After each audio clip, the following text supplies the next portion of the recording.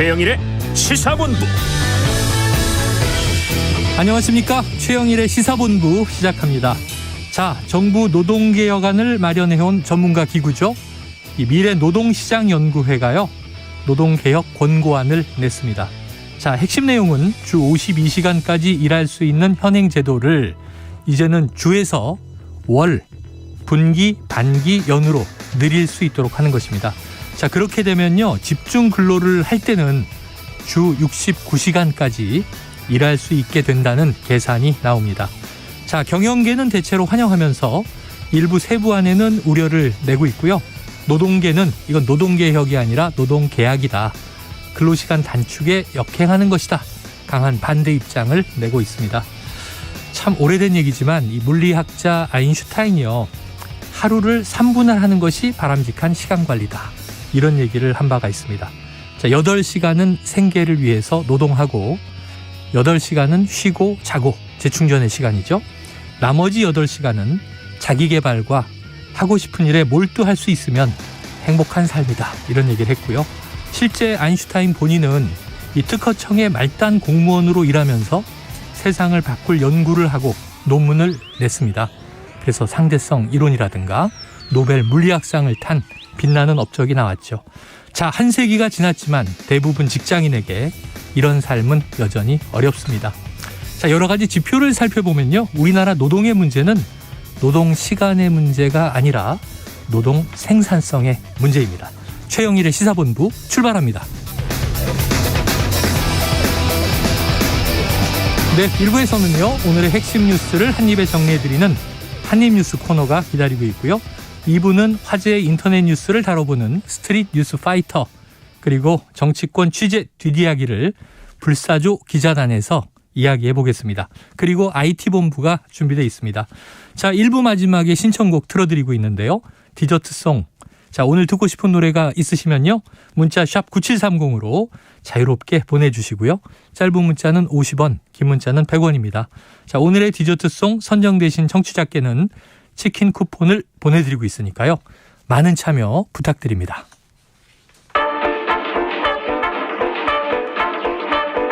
최영일의 시사본부 한입뉴스. 네, 오늘의 핵심 뉴스를 한입에 정리해드립니다. 한입뉴스 박정우 오마이뉴스 기자, 헬마우스 임경빈 작가 나와 있습니다. 어서 오세요. 안녕하세요. 자, 이게 첫 번째 소식인데요. 오늘 오전에 윤석열 대통령이 주재한 국무회의가 있었고요. 그리고 여기서 나온 키워드들이 있습니다. 주요 이슈를 좀 다뤄보죠. 먼저 예산안에 대한 언급이 있었습니까? 그렇습니다. 윤 대통령은 지금 이제 법정 시한을 넘긴 상황에서 통과되지 못하고 있는 내년도 예산안에 대해서 네. 거듭 국회에 처리를 촉구한 그런 모양새인데요. 윤 대통령이 이렇게 얘기를 했습니다. 내년도 예산안이 논의되고 있지만 정부의 첫 예산안 법정 기한이 열흘이 넘게 지나가서 매우 안타까운 마음이다. 네. 또 예산 부수 법안으로 지정된 세제 개편안에는 우리의 국익과 민생의 사활적 이익이 걸려 있다. 그러니까 세제 개편을 통한 국민의 과도한 세부 부담을 정상화하고 법인세를 인하해서 기업 투자와 일자리를 늘리고 경제 활력이 제고될 수 있도록 좀 초당적인 협력을 부탁드린다라고 강조를 했습니다. 네, 자, 이건 뭐 여야 합의가 돼야 처리가 되니까, 네, 특히 다수당이 야당이고요. 그러니까 이제 초당적인 협력, 대통령이 이렇게 이야기를 했는데 국회 상황이 지금 뭐 이 쟁점들이 많잖아요. 간단치는 않죠. 네, 자, 그런데 이게 좀 뒤늦게 알려진 소식인데 지난 7일 저녁에 윤석열 대통령이 김진표 국회의장을 한남동의 대통령 관저로 초청을 했다. 네. 만찬이었습니까? 이게 이제 사실 지난주 지지난주 해가지고 대통령 관저 정치 얘기가 계속 나오는 와중에 네, 이번에는 국회의장을 상대로 한 관저 정치 얘기가 지금 또 흘러나왔습니다. 예. 근데 지금 보시면 아시는 것처럼 지난 7일 저녁이기 때문에 일주일 전이거든요. 그러네요. 그러니까 일주일 전에 있었던 관저에서의 만찬 얘기가 하필 왜 이 시점에 어떤 통로를 통해서 네네, 이게 이제 언론에 노출되게 되느냐, 네, 이걸 좀 살펴볼 필요는 있을 것 같습니다. 그러니까 아마 7일이라는 시점을 보면은 그때까지만 하더라도 지금처럼 예산안 처리가 이렇게까지 늦어질 거라고는 이제 예측하지 못했던 시점이라고 할 수 있고요. 왜냐하면 그때는 이제 8일, 9일로 본회의가 잡혀 있던 시점이기 때문에 적어도 9일까지는 통과되는 걸 목표로 하던 시점이라 아마 대통령이 이제 국회의장을 만나서는 그런 이제 예산안 관련된 부분들을 좀 강조를 했었을 것 같고요. 실제로 오늘 알려진 바에 따르면 이제 김명수 대법원장 그리고 유남석 헌법재판소장, 한덕수 국무총리 등과 함께해서 이제 사부 요인의 공식 초청 형식을 띠고 있었습니다. 그래서 이 자리에서 이제 김진표 의장에게 윤 대통령이 국회에 계류 중인 내년도 예산안 조속한 처리를 위해서 여야 협상을 좀 잘 중재를 해달라 이렇게 이제 요청을 한 걸로 알려졌고요. 물론 뭐 이것만 영향을 미친 건 아니겠지만 그 뒤로 이제 김진표 의장이 예산안하고 이상민 행안부 장관에 대한 이제 해임 건의안 처리를 두고 이제 계속 여야를 오가면서 조율을 해서 지금 일단 15일로 예산안 처리 시한을 못 박아놓고 있습니다. 뭐 좀 특이할 만한 점은 김진표 국회의장이 일단은 민주당 출신이기 때문에 지금은 뭐 물론 이제 당적이 없습니다만 무소속이어야 되는 거죠. 국회의장은 무소속이죠. 근데 민주당 출신이기 때문에 민주당 출신 인사로는 처음으로 윤 대통령 관저에 이제 초청을 받은 셈이 됩니다. 물론 이제 민주당 당내에서는 이제 김진표 의장이 다소 좀 보수적인 축을 이제 형성하는 인사이긴 한데 어쨌든 그런 의미 정도를 이제 부여할 수 있을 것 같다. 그런데 이게 사부 요인이 대통령 관저에 모이는 게 또 나름 중요한 의미가 있는 일이잖아요. 그렇죠. 근데 여당 지도부가 만찬을 할 때는 뭐 며칠 전에 벌써 뭐 이번 주 금요일 만찬에 여당 지도부가 모인다. 야당도 모였으면 좋을 텐데 왜 여당만 불렀을까? 이런 얘기를 했는데 이게 일주일 후에 알려진 건 왜 그럴까요? 이건 뭐 계속해서 이게 일부러 뭐 감춰야겠다 뭐 이렇게 했다기보다는 지금 여야 계속해서 대치하고 있는 상황에서 국회의장도 좀 대통령이 좀 만나가지고 이렇게 협조를 당부하고 있다. 그러니까 뭔가 이제 정치력을 좀 보여주기 위해서 노력하고 있다. 이거를 이 시점에 좀 보여주는 게 왜 그 시점에는 안 보여줬어요? 그 시점에는 12월 8일 9일에는 본회의가 지금 예정돼 있었고요. 그때까지만 해도 임병민 작가가 얘기했듯이 예산안 처리가 가능하다라고 보고 있었거든요. 그런데 계속 미뤄지면서 이제 15일까지 밀려 있는 상황이기 때문에 그때는 뭐 사실은 언제 알려진 상관없다라고 생각했겠지만 지금 15일을 이틀 앞두고 있는 이 시점에는 이런 윤 대통령의 정치력도 김진표 의장, 국회의장도 대통령과 만나서 여러 가지 의견 좀 나누고 있다. 이걸 좀 보여주는 게 아닌가 싶습니다. 이거는 이제 결국에는 추정과 분석의 문제인데요. 왜 그러냐면 대통령실에서 관저에 누구를 불렀느냐를 선택적으로 지금 사실관계를 풀고 있다고 볼 수밖에 없거든요. 뭐 결국은 이제 그 전에 알려지지 않았다는 거는 기본적으로는 그냥 알리지 말자라고 합의를 했었을 가능성이 좀 있어요. 양쪽이 다 비공개 회동이다. 그렇습니다. 초빙을 받은 쪽이나 이제 초청을 한 쪽이나 둘 다 그랬을 가능성이 있는데 일주일이 지나서 이걸 풀 때는 박정희 기자님 정리해 주신 것처럼 그때 시점과 지금 시점의 정치적인 상황이 달라졌기 때문에 지금쯤에는 이 얘기를 좀 풀어서 대통령이 예산안에 대해서 굉장히 좀 조율을 해보려는 노력을 의장까지 불러가지고 따로 했다. 이걸 좀 강조할 필요가 있었다고 판단한 것 같습니다. 자, 하지만 민주당 쪽에서는 지적을 하고 있는 게 아니 뭐 이럴 거면 야당 지도부를 만나서 아니면 여야 같이 지도부가 함께 뭐 관저에서든 상춘제에서든 만나서 허심탄회하게 얘기를 나누는 게 어떻겠냐 이런 얘기도 좀 나오고 있거든요.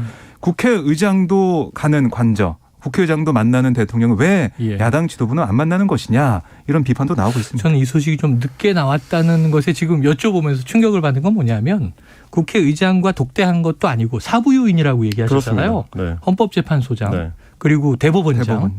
그럼 우리나라의 이제 국가 서열 같이 다 모인 건데 이 정도 뉴스면은 관저의 대통령이 초청해서 만찬을 했다. 이건 빈살만 왕세자가 관저에 간 거 못지않게 그만큼 중요한 국가적인 모임이잖아요.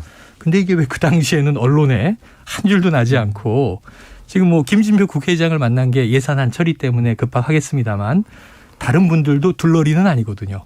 굉장히 비중 있는 분들이죠. 언론에서도 이런 부분을 자꾸 이제 비판하는 게 뭐냐면 관저 정치 중심으로 대통령이 주요 요인들을 만나는 거를 이제 정례화해 버리면 너무 언론의 접근성이 떨어지게 된다. 그러니까 예전 같으면 차라리 이제 도어 스태핑이 매일 이루어지고 이러던 시절만 하더라도 좀 적극적으로 이제 언론 취재가 이루어질 수 있는 가능성이 좀 있었는데 그 가능성이 너무 차단되고 있다. 그리고 이제 오늘 또 알려진 소식 중에 하나는 원래는 도어 스태핑이 이루어지던 대통령실 1층 로비 그 공간에 지금 국가대표팀 축구 국가대표팀의 이제 관련 어떤 뭐 주장 완장이라든지 축구화라든지 이런 기념품들을 전시했다라는 보도가 나왔거든요.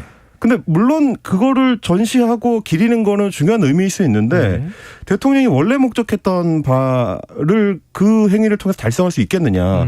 뭐 국가대표팀의 그런 기념품 같은 거를 더 많은 시민들한테 공개하는 쪽이 더 이제 공익에 부합할 것 같은데 대통령실 1층에 공개하면 대통령하고 기자들밖에 못 보잖아요. 그렇죠. 네, 그런 차원들. 그러니까 지금 너무 좀 정보가 전반적으로 대통령실 주변에서 통제되는 방식으로 움직여가고 있지 않느냐 이런 비판들이 나올 수밖에 없는 것 같습니다. 알겠습니다. 자, 다음 이슈로 넘어가 봅니다. 어제 제가 오프닝에서 좀 주목해본 문제인데요. 이게 중요한 문제인 것 같습니다. 일주일에 최대 69시간까지 일할 수 있도록 하자는 미래노동시장연구회의 최종 권고안이 발표되면서 지금 뭐 이제 노사 각계에 논란이 일고 있습니다. 근데 여기에 대해서 윤석열 대통령의 언급도 나왔다면서요. 네, 오늘 국무회의 발언이 있었는데요. 이렇게 얘기했습니다. 근로시간 제도의 유연성과 탄력성을 높이고 임금 체계를 직무성과 직무성과 중심으로 개편하는 그런 상황. 거기다가 5인 미만 사업장의 근로기준법 적용 문제 같은 취약계층 보호를 위한 다양한 방안들이 이번에 미래노동시장연구회 이 개혁 공고안에 들어가 있다, 포함돼 있다 이렇게 얘기하면서 권고 내용을 토대로 조속히 정부의 입장을 정리하고 우리 사회의 노동 약자를 보호하기 위해 흔들림 없이 개혁을 추진해 나갈 거다 이렇게 강조를 했습니다. 네. 그리고 또 하나 뭐 다른 맥락이긴 하지만 화물연대 집단 파업에 대해서 여기에서도 언급을 좀 했거든요. 이 국민들과 함께 법과 원칙이 바로 서는 날을 만들어 가겠다. 불법과 폭력에 단호하게 대처해주기 바란다라고 경찰 등의 법 집행기관에 지시하는 모습도 보였어요. 아하. 그러니까 이 개혁을 해 나가겠다라는 얘기를 하면서도 한편으로는 법과 원칙, 그러니까 불법적인 요소가 있다면은 강력하게 대응하겠다. 두 가지 메시지를 노동계에 내놓은 겁니다. 근데 이제 이 어떤 방향성에 대해서 노동계에서 좀 상당히 좀 반발을 하고 있는 게 애초에 지금 위원회를 구성할 때 뭐 주로 이제 경제 경영 쪽의 전문가들, 그러니까 교수 집단으로만 지금 이제 학자들이더군요. 전체 위원들이 구성이 돼 있는데 다른 이제 시민단체라든지 노동계 단체라든지 아니면 공공기관에서 들어온 사람이 없이 전부 교수들로만 지금 구성이 돼 있고요. 그리고 이제 그 교수들의 어떤 전공 과목들도 대부분 법학이 5명이고 경제경영이 5명이고 총 12명의 위원 중에서 법학과 경제경영이 대다수고 나머지 이제 보건 분야 2명 정도가 포함되어 있거든요. 그렇다는 얘기는 결국 노동시간이라는 중대한 어떤 전환점을 만들겠다라고 만들어 놓은 이 자문기구에 실제로는 노동계 목소리가 전혀 반영이 되어 있지 않다. 심지어는 사측의 목소리도 반영되어 있지 않다. 이런 비판들이 이제 양쪽에서 다 나옵니다. 그러니까 노사 양측이 전혀 참여하지 않는 상태에서 노사 관계의 근간을 바꿀 수 있는 결정이 이루어지는 게 맞느냐. 이게 이제 1차적인 문제고요. 노동계에서 또 하나 지적하는 거는 그동안 우리 사회가 한 6, 7년여에 걸쳐서 52시간제라는 그러니까 과잉 노동, 지나치게 장시간 일하는 거를 좀 지양해보자라는 타협점을 계속 만들어 왔는데 그 타협점을 만드는 데는 대법원이라든지 헌재의 결정들까지도 다 지금 묻어 있습니다. 근데 이제 그거를 한 번에 되돌리는 조치를 이렇게 이 작은 단위에서 결정해가지고 고지하는 형태로 움직여가는 게 맞겠느냐 이 부분을 지적을 하는 겁니다. 오프닝에서도 아까 지적을 해주셨지만 자칫하면은 이게 주당 최대 69시간까지 일할 수 있다. 그 얘기는 뭐랑 충돌을 하냐면 일단 기본적으로 고용노동부에서 고시하고 있는 과로 인준 기준을 위배합니다. 주당 64시간이죠. 최대 64시간이고요. 기본적으로는 이제 만약에 과로사를 판정을 할 때 어떻게 기준이 두 가지인데 발병을 하기 12주 동안의 업무 시간이 일주일당 60시간을 넘으면 과로가 됩니다. 과로사가 되는 거고 그리고 발병하기 12주 동안에 업무 시간이 52시간 초과해도 그것도 문제가 될 수 있고. 그러니까 이렇게 이제 고시 기준을 다 만들어 놓고 있는데 69시간이면 애초에 그 기준치를 넘어서는 상태로. 그러니까 과로사보다도 더 심하게 일할 수 있는 시간을 인정해 주는 게 돼버리면 물론 지금 정부에서 이제 주장하는 거는 11시간은 연속적으로 쉴 수 있게 보장을 해줘야 되고 뭐 이런 어떤 안전장치들을 두겠다고는 합니다만 그게 자칫하면 과로사 사회로 다시 돌아가는 조치가 될 수도 있다. 52시간제 안착보다 이게 좀 더 급한 문제인가라는 게 지금 노동계의 지적입니다. 지금 보면 주 6일 기준으로 69시간인데 한겨레 신문에는 어떻게 또 계산을 했냐면 주 7일 동안 작업을 금지하는 조항이 없기 때문에 주 7일을 연속 일하게 되면 주당 80.5시간까지도 갈 수 있다. 이렇게 돼 있어요. 지금 이제 근데 지금 그 사이에 연속 근무를 하지 못하고 근무일과 근무일 사이에는 11시간 휴식을 보장한다. 근데 이게 사실은요. 한 출퇴근 2시간 잡으면 그렇습니다. 퇴근하고 집에 가서 7시간 자고 다시 나오는 시간이거든요. 충분하다고 볼 수 있겠는가. 이게 저는 자꾸 이제 그 얘기를 드리게 되는데 지난번에 화물연대 파업과 안전운임제 문제들 그것도 처음에 그 제도를 고민할 때는 너무 장시간 일하는 사람들이 많기 때문에 안전, 그러니까 일반 시민의 위험까지도 초래한다라는 것 때문에 고민이 시작됐던 건데 52시간제 제도라는 것도 너무 한 번에 오래 일하는 사람이 많으니까 이를테면 이제 노동 현장 중에서도 험하지 않다라고 생각됐던 IT 노동 쪽에서도 소위 크런치 모드라고 해가지고 뭐 게임 같은 거를 발매일에 가까워질수록 집중적으로 일하자라고 해가지고 막 하루에 거의 뭐 18시간씩 일하는 경우들도 발생을 하고 이런 문제를 막기 위해서 일주 단위로 쪼개서 52시간제로 하자라는 사회적 합의가 이루어졌던 건데 그걸 지금 너무 좀 뒤로 돌리는 조치가 아닌가라는 걱정들이 노동계에서 나오는 거를 좀 이렇게 정부가 좀 진지하게 좀 들어줬으면 좋겠습니다. 그래요. IT가 노동 강도가 낮다고 누가 그러던가요? 그러니까 이게 육체 노동하고는 다르게 이제 지식 노동이 많이 맞습니다. 이제 범위가 넓어졌지만 그리고 노동 시간이 절대치가 높아지면은 그건 고강도 노동이 될 수밖에 없죠. 그러니까 뭐 컨설팅 업체라든가 IT 회사라든가 이 스트레스는 아마 또 육체 노동 못지않은 이 노동 강도를 가지고 있습니다. 다 뭐 어디가 좋다나. 그래서 또 한 가지 본 게 노동 시간 문제가 있고요. 또 하나는 임금 체계 개편이 있어요. 호봉제 같은 것을 향후에 직무와 성과 중심으로 바꾸겠다. 근데 이게 한 20, 30년 동안 경영계가 연구해 왔는데 성과 측정의 형평성의 문제가 아직도 해결되진 않은 것 같아요. 네, 여러 가지 문제점들이 지적이 되고 있는 거, 뭐 파업 시 대체 근로자 사용 뭐 이런 것도 제시가 되고 있는데 결국 이게 다 윤석열 정부에서 개혁 방안이 다 이루어지려면 법이 개정이 돼야 돼요. 근로기준법 이런 게 개정이 돼야 되는데 아시겠지만 환노위에서 먼저 상임위에서 논의를 하게 될 텐데 환노위원장도 전해철 민주당 의원이고 또 노동법안 소위원장도 김영진 민주당 의원입니다. 여기다가 이제 환노위 내 여당 의석수도 국민의힘 의석수도 부족한데요. 민주당이 9명, 국민의힘이 6명, 정의당이 1명이라서 이게 법적으로 어떻게 이게 바뀔 가능성 이건 현재로서 높아 보이지 않은데 윤석열 정부가 이런 가운데 어떤 또 입장을 취할지 좀 봐야겠습니다. 자, 노동계에서는 뭐 계약이다라고 반대하면서 강한 반대예요.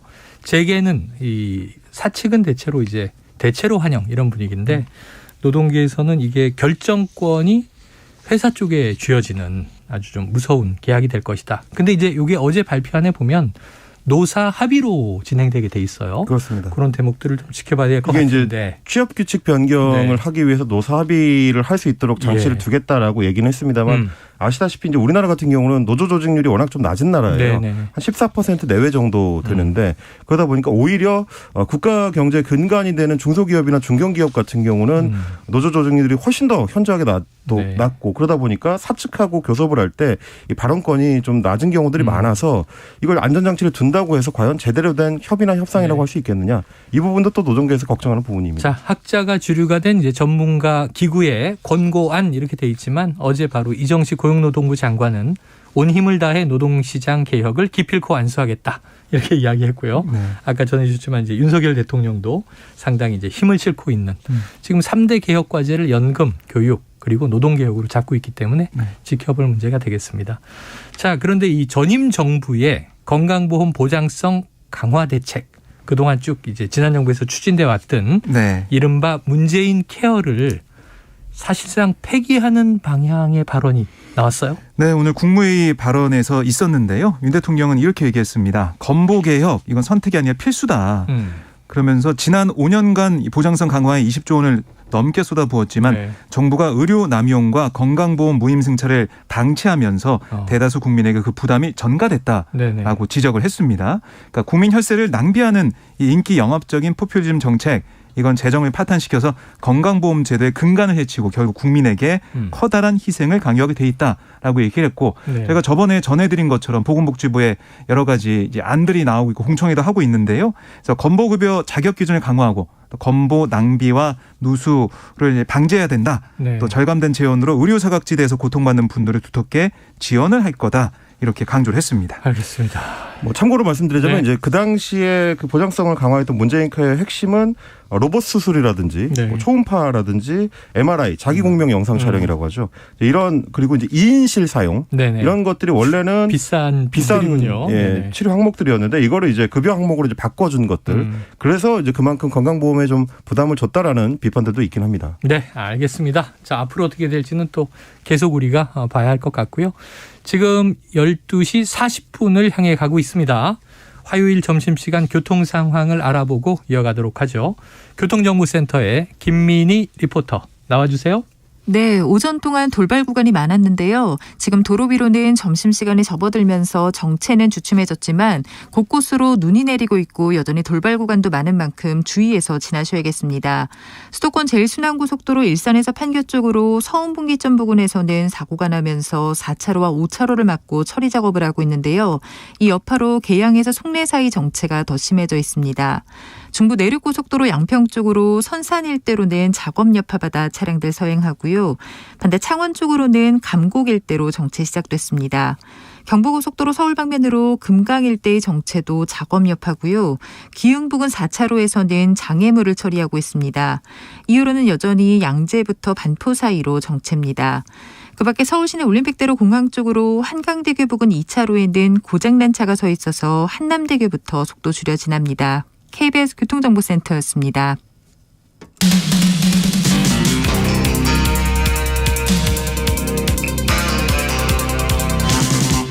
최영일의 시사본부.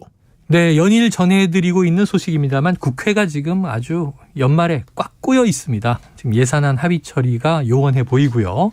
물론 이제 김진표 국회의장 15일 내일 모레로 못 받고 있습니다. 그런데 지금 국정조사도 있죠. 또 이제 이상민 행안부 장관 해임 건의안. 물론 이제 대통령실은 뭐 거의 바로 거부를 했습니다만. 자, 국민의힘이 12구 이태원 참사 국정조사 특별위원회 위원 전원 사퇴 카드를 꺼내 들면서 네. 이른바 보이콧이죠. 이 반쪽 특위 가능성이 커지는 것 같은데 자, 오늘 야당 의원들의 기자회견이 있었습니까? 그렇습니다. 야 3당 의원들, 그러니까 민주당, 기본소득당, 정의당 네네. 의원들이 이제 모여서 기자회견을 했는데요.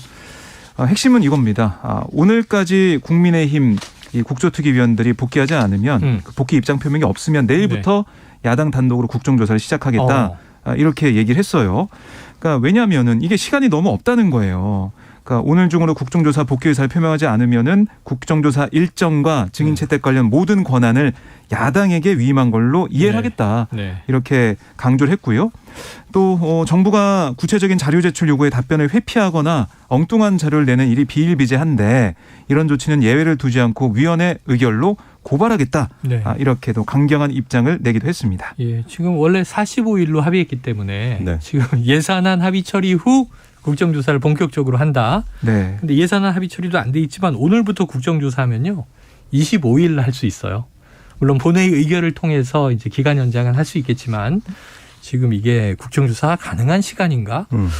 이게 하겠다는 건가? 뭐 이런 생각이 드는데. 그러니까 국정조사를 하게 되면 일단 1차적으로는 각 정부 기관, 이 피감기관으로 돼 있는 피조사기관으로 돼 있는 곳들에 정보 요청을 해야 되고요. 그렇죠. 정보 공개 요청을 해야 되고 그다음에 이제 받은 자료를 이제 분석할 수 있는 국회의원실에서의 시간이 필요하고 그 뒤에는 기관 보고를 이제 별도로 받습니다. 네. 관련된 부분들은 우리는 어떻게 준비를 했었고 뭐가 문제였다는 거를 먼저 얘기를 하는 시간을 갖고 그 뒤에 이제 청문회가 열리게 되는데 예, 증인들을 채택해서 그렇습니다. 야당에서는 이제 청문회를 되도록 좀 많이 열자라고 네네. 지금 주장을 하는데 비해서 결국 말씀하신 것처럼 시간이 줄어들면 줄어들수록 기관 보고의 기간이라든지 뭐 청문회를 열 수 있는 횟수 이런 게 줄어들 수밖에 없어서 그 측면에서 이제 야당에서 좀 걱정을 하고 있는 겁니다. 예, 자 그런데 이제 야당의 이 국조특위위원들뿐 아니고요. 지금 이태원 참사 유가족 협의회 지난 일요일에 출범을 했습니다. 네. 국회에서 기자회견을 열었다고요? 오늘입니까? 그렇습니다. 아까 11시에 진행이 됐는데요. 네. 성의 없는 조사를 촉구하는 목소리를 유족들이 냈습니다. 이렇게 얘기를 했어요. 유가족들 중에 희생자가 어느 시점에 어떻게 세상을 떠나게 됐고 어떻게 어느 병원으로 이송됐는지 제대로 아는 사람이 없다라는 걸 지적을 했고요. 그래서 제대로 된 이 국정조사, 그러니까 본조사 일정도 못 잡고 있는 게 말이 되냐. 빨리 조사를 시작해달라라고 호소를 했습니다. 아울러 이상민 장관 해임 건의안 의결에 반발해서 국조위원 사퇴서를 제출한 국민의힘 여기에 대한 비판도 했는데 2차 가해를 멈추고 조사에 좀 성실히 임해달라. 왜 자꾸 유족들을 반정부 세력처럼 몰아가는지 정말 이해할 수 없다. 강하게 또 비판을 하기도 했습니다. 그러니까 그 이제 여당 일부 의원들, 뭐 여당 인사들로부터 좀 거친 언행이 최근에 나와서 그런데 마침 또 이게 이태원 참사 관련해서 경남 창원시의 의원이 SNS에 막말을 쏟아냈다. 임 작가님 이건 어떤 얘기예요? 국민의힘의 김민아 창원시 의원인데요. 네. 비례대표고요. 지난 12일에 페이스북에 이렇게 올렸습니다. 꽃같이 젊디 젊은 나이에 하늘로 간 영혼들을 2번 죽이는 유족들 그리고 이제 해시태그를 해가지고 우려먹기 장인들 자식 팔아 장사한다는 소리 나온다. 나라 구하다 죽었냐. 그야말로 이제 막말을 이렇게 쏟아냈는데요. 뭐 물론 이제 얼마 전에도 이 김성회 전 다문화 비서관, 대통령 다문화 비서관도 이와 비슷한 이야기를 한 적이 있는데 현직 시의원이 이런 식의 이야기들을 쏟아내는 게 좀 충격적이다라는 반응들이 많고요. 그리고 이제 12일뿐만 아니라 그 전날 11일에도 민주당 저것들은 노란 리본, 세월호를 의미하는 거죠. 노란 리본 한 8, 9년 우려먹고 이제 깜장 리본 달고 얼마나 우려먹을까. 시체 파리 족속들. 이런 발언들을 또 쏟아내기도 했습니다. 그리고 방송 인터뷰에 나온 한 유가족의 발언을 놓고는 지 XX, 지 자식을 2번 죽이는 무지몽매한 XX다. 자식 팔아 한몫 챙기자는 수작이다. 이런 식으로 유가족들과 희생자들을 모욕하는 발언들을 자신의 이제 공식 SNS에 계속해서 올렸는데 일단은 비판이 일어나니까 이 게시물들은 삭제를 했고요. 그리고 연합뉴스하고 이제 통화를 할 때 유족들을 이용하는 단체를 향한 발언이지 유족들을 향한 발언이 아니었다. 유족들이 들었을 때 부적절한 내용이 있다고 하면은 뭐 죄송하다. 이런 식의 이 변명을 하긴 했는데 뭐 지금 들으셨던 것처럼 직접적으로 유족들을 겨냥해서 그러네요. 아주 모욕적인 말들을 직접 했었기 때문에 아마 창원시의회 측에서도 김민아 의원에 대한 어떤 조치는 좀 불가피해 보이고요. 아마도 이제 윤리위원회 회부 같은 적극적인 후속 대응이 이어질 걸로 지금 보이는 상황입니다. 자, 권성동 의원이 세월호의 길을 가서는 안 된다 하면서 또 여러 가지 이제 거친 언행을 쏟아냈는데요. 자, 그 맥락에서 보면 세월호는 왜 이렇게 힘겹게 됐을까? 초기에 이 박근혜 대통령이 왜 유족들을 만나지 않았을까? 사실은 추모하면서 눈물까지 흘렸지 않습니까? 근데 이제 대통령 면담을 요구하면서 팽목하면서 항에서부터 삼보일배를 해요. 청와대 앞까지 왔는데 그때 나온 이야기가 순수한 유족이라면 만나겠다. 그 유족을 순수한 유족과 불순한 유족으로 갈랐어요. 그래서 이번 윤석열 정부가 저는 이태원 참사 유족들을 더 야당보다 민변보다 더 강하게 끌어안는 것이 세월호와 다르게 가는 길이다. 이렇게 생각을 해보는데 지금 행안부가 아직 만나지 않고 있는 것 같습니다. 빨리 만나서 허심탄회한 소통이 이루어졌으면 하는 생각이 듭니다. 그 민심을 대의해서 오히려 이제 행정부를 향해서 조치를 요구해야 할 지자체의 지방 의원이 국회의원도 그렇고요. 그렇습니다. 마찬가지입니다. 그 민심을 대의해야 되는 의원들이 나서서 오히려 유가족들을 더 이제 벼랑 끝으로 몰고 이런 식의 이제 극단적인 발언들을 쏟아내는 게 과연 지금 우리 국민들이 어떻게 받아들일 것인가 이 부분은 좀 진지하게 좀 숙고를 해줬으면 좋겠습니다. 어떻게 이런 발언을 할 수가 있습니까? 정치를 하시는 분이라면 또 유족에게도 이제 강하게 위로와 공감을 해야 되겠지만 또 국민 정서도 또 헤아리셔야 될 텐데. 그럼요. 정말 좀 놀랄만한 얘기들이 나와서 참 이제 안타까움이 있네요. 증오와 혐오의 발언들은 사라졌으면 좋겠고요. 자, 다음 이슈를 보면 지금 이제 이 신년 사면설이 솔솔 나오고 있는데 이 중에 언급되고 있는 김경수 전 경남지사 가석방은 원하지 않는다. MB 사면의 들러리가 되지 않겠다.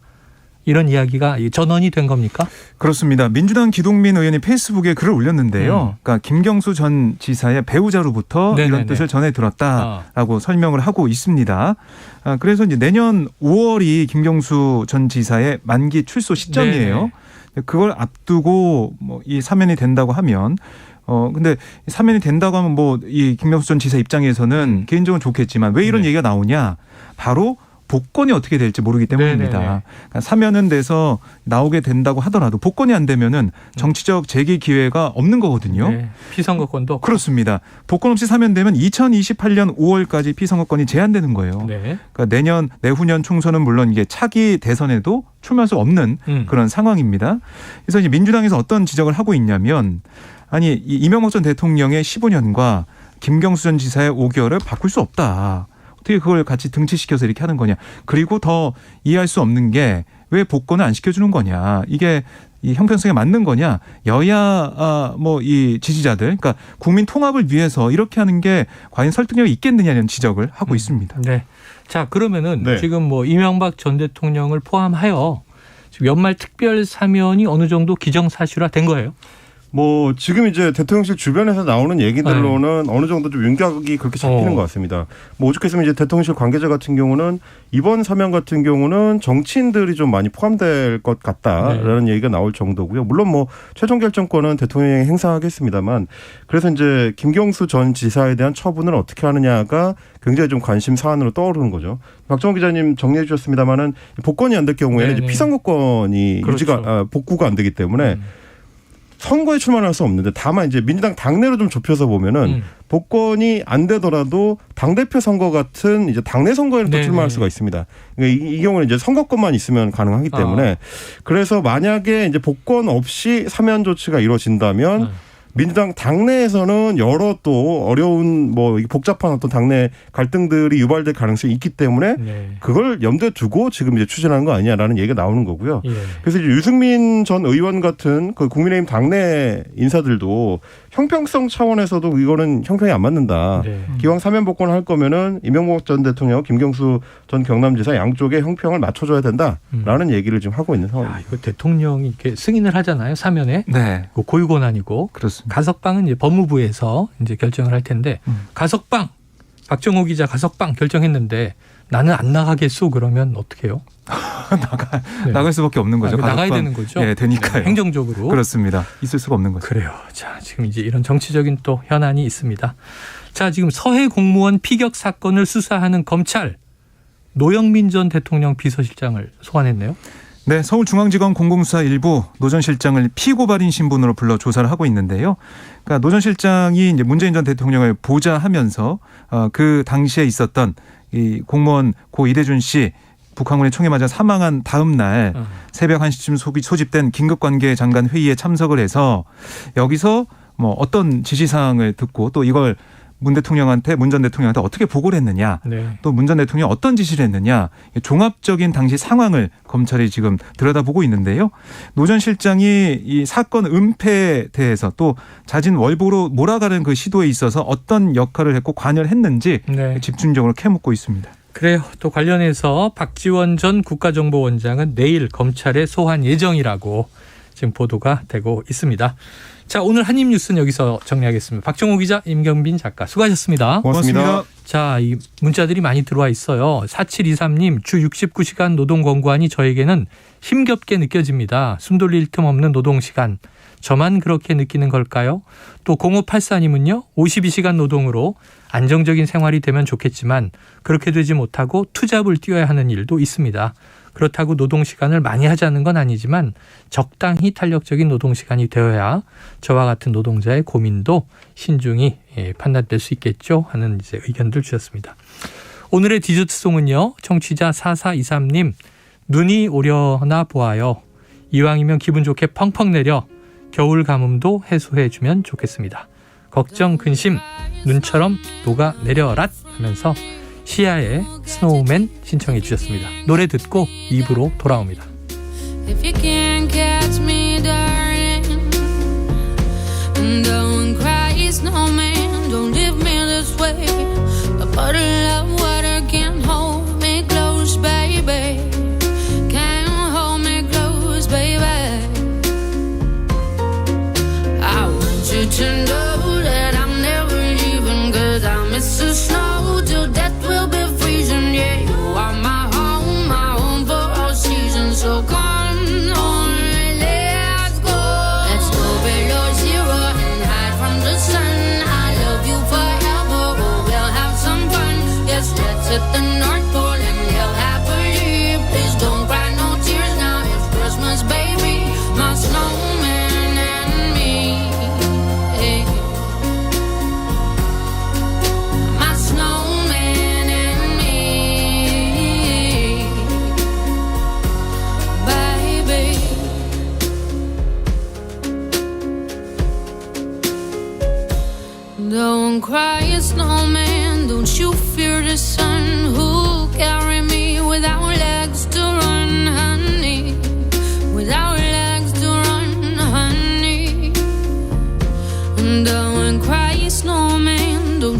shed a tear. Oh, you're my secrets if you don't have ears, baby. If you don't have ears, baby. I want you to know.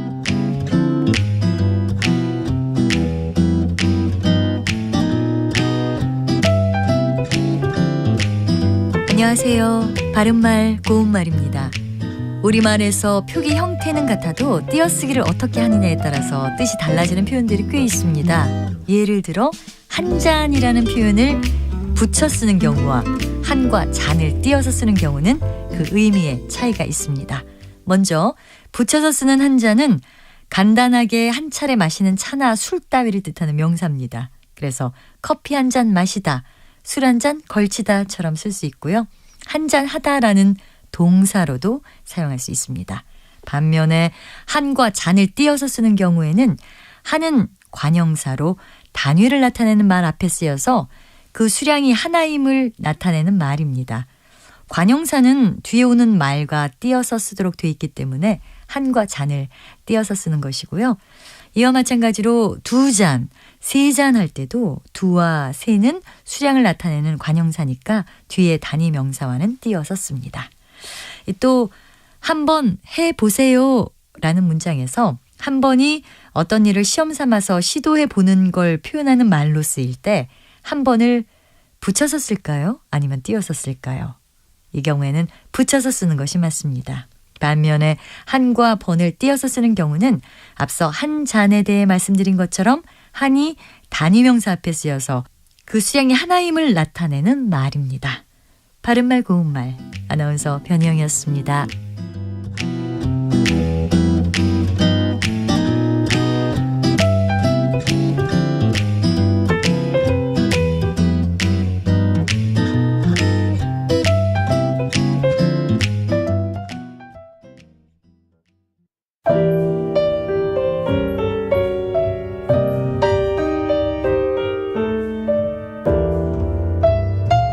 내일의 품격, 김성환의 시사야에서 챙겨가세요. 하루를 마무리하는 시간 꺼내보는 당신의 지식 창고. KBS 1라디오 김성환의 시사야. 평일 밤 10시 5분 여러분을 찾아갑니다.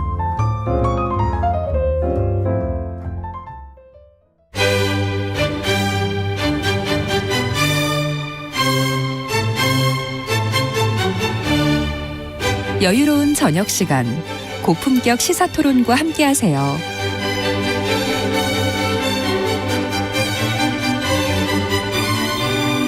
평일 저녁 7시 20분 KBS 열린 토론 정준희 교수와 함께합니다.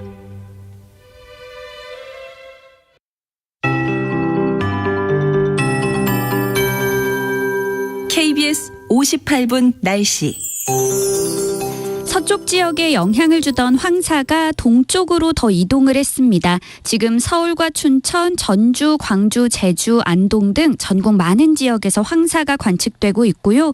미세먼지 농도가 평소보다 5배 이상 높아 미세먼지 특보도 곳곳에 발효 중입니다.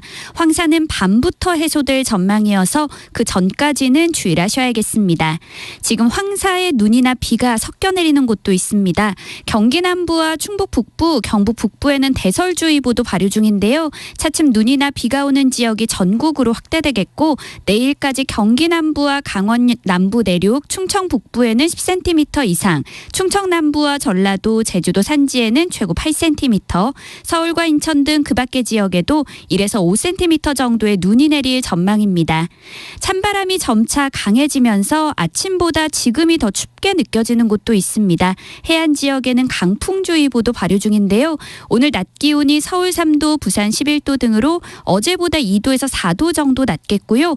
오늘 밤부터는 전국 대부분 지역에 한파특보가 발효되겠습니다. 내일 아침 기온이 철원 영하 16도, 서울 영하 10도, 대구 영하 6도까지 떨어지며 올겨울 들어 가장 추운 날이 될 전망입니다. 현재 서울의 기온은 2.7도입니다. 송소진입니다.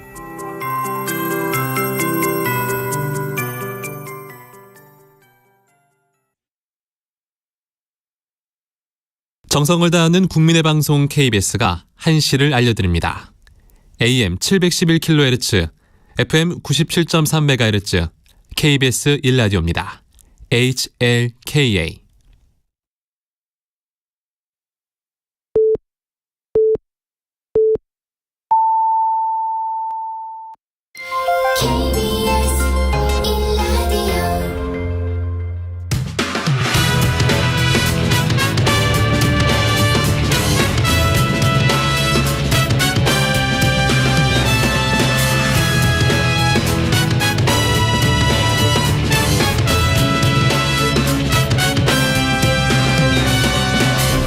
KBS 1라디오 최영일의 시사본부.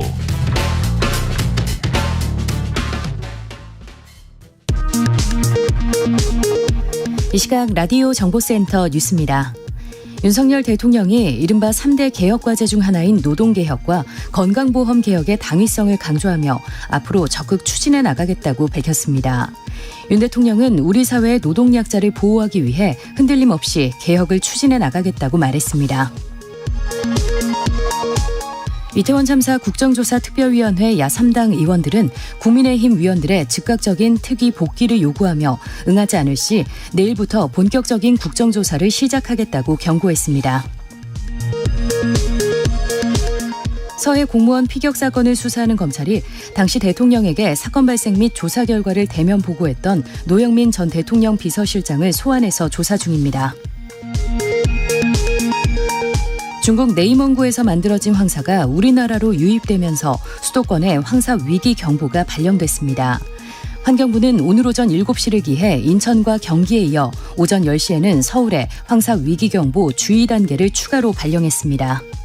지금까지 라디오 정보센터 조진주였습니다.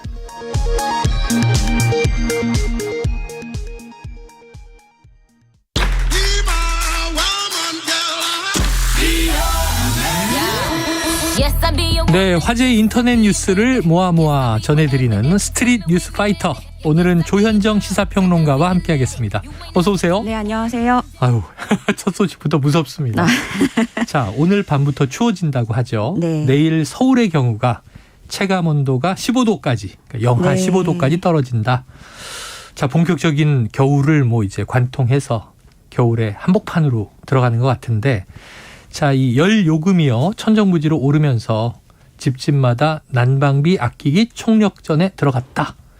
조평론가는 어떻게 하고 계십니까? 일단 오늘 롱패딩을 입고 왔고요. 네네네. 근데 밖에도 대기실에 보니까 네.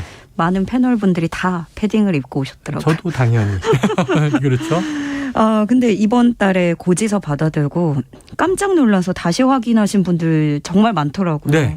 전달보다 6, 7만 원 아니면 많게는 10만 원도 더 나왔다는 분들이. 전 아직 확인 못했는데 갑자기 무서워지네요. 그래서요. 저도 아직 확인을 네. 못했는데 제 주변에도 실제로 11만 원이 더 나왔다.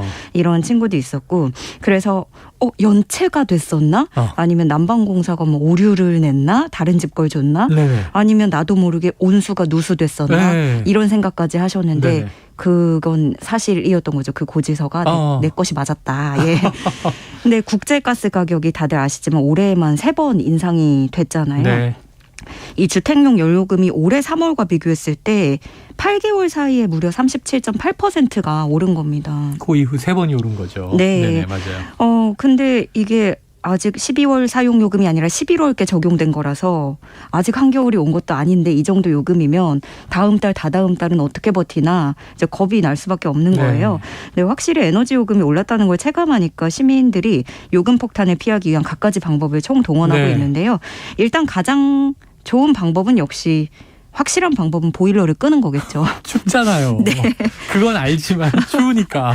그래서 옷을 더 껴입고 창문에는 에어캡, 뽁뽁이라고 하는 그걸 붙여보거나 전기장판, 히터를 가져오거나 수면 양말을 또 챙겨보거나 근데 그나마 이것도 아기가 있는 집들은 하지를 못하셔가지고 네네. 아기 방만 또 켜두느라 높은 난방비를 피할 수 없다 이런 것들이 온라인 커뮤니티에 글이 올라오거든요. 그래서 난방 텐트 많이 쓰시더라고요. 이거 많이 하더라고요. 네. 그렇게 효과가 좋다고 하던데. 침대에 이렇게 덮어놓으면. 네.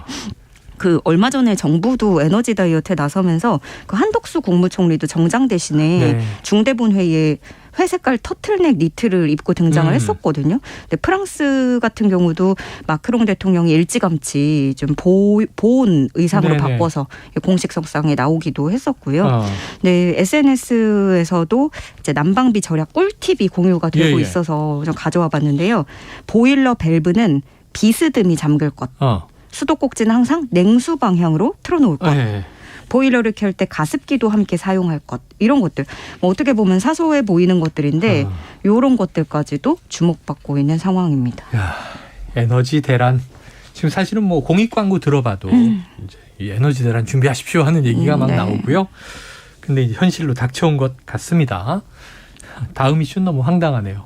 여행을 하느라 집을 뭐 일정 기간 비웠다가 여행 마치고 집에 돌아와 보니 집에 웬 남자가 있더라.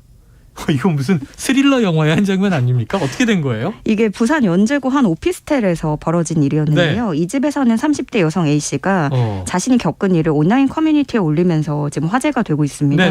이 글에 따르면 A씨는 지난달 18일에 해외여행을 한 후에 집에 도착을 했더니 현관 도어락이 바뀌어 있었던 겁니다. 그래서 순간 오피스텔을 잘못 찾아간 줄 알고 호수도 다시 한번 이렇게 확인을 했는데 본인의 집이 맞았던 거죠. 그래서 경찰에 신고를 한 후에 열쇠업체를 불러서 강제로 문을 따고 집으로 들어갔더니 충격적인 장면이 펼쳐졌습니다. 웬 처음 보는 남자가 자신의 침대에 누워서 자고 있던 거예요. 그래서 경찰이 자고 있던 50대 남성 B 씨를 현행범으로 체포를 했고요.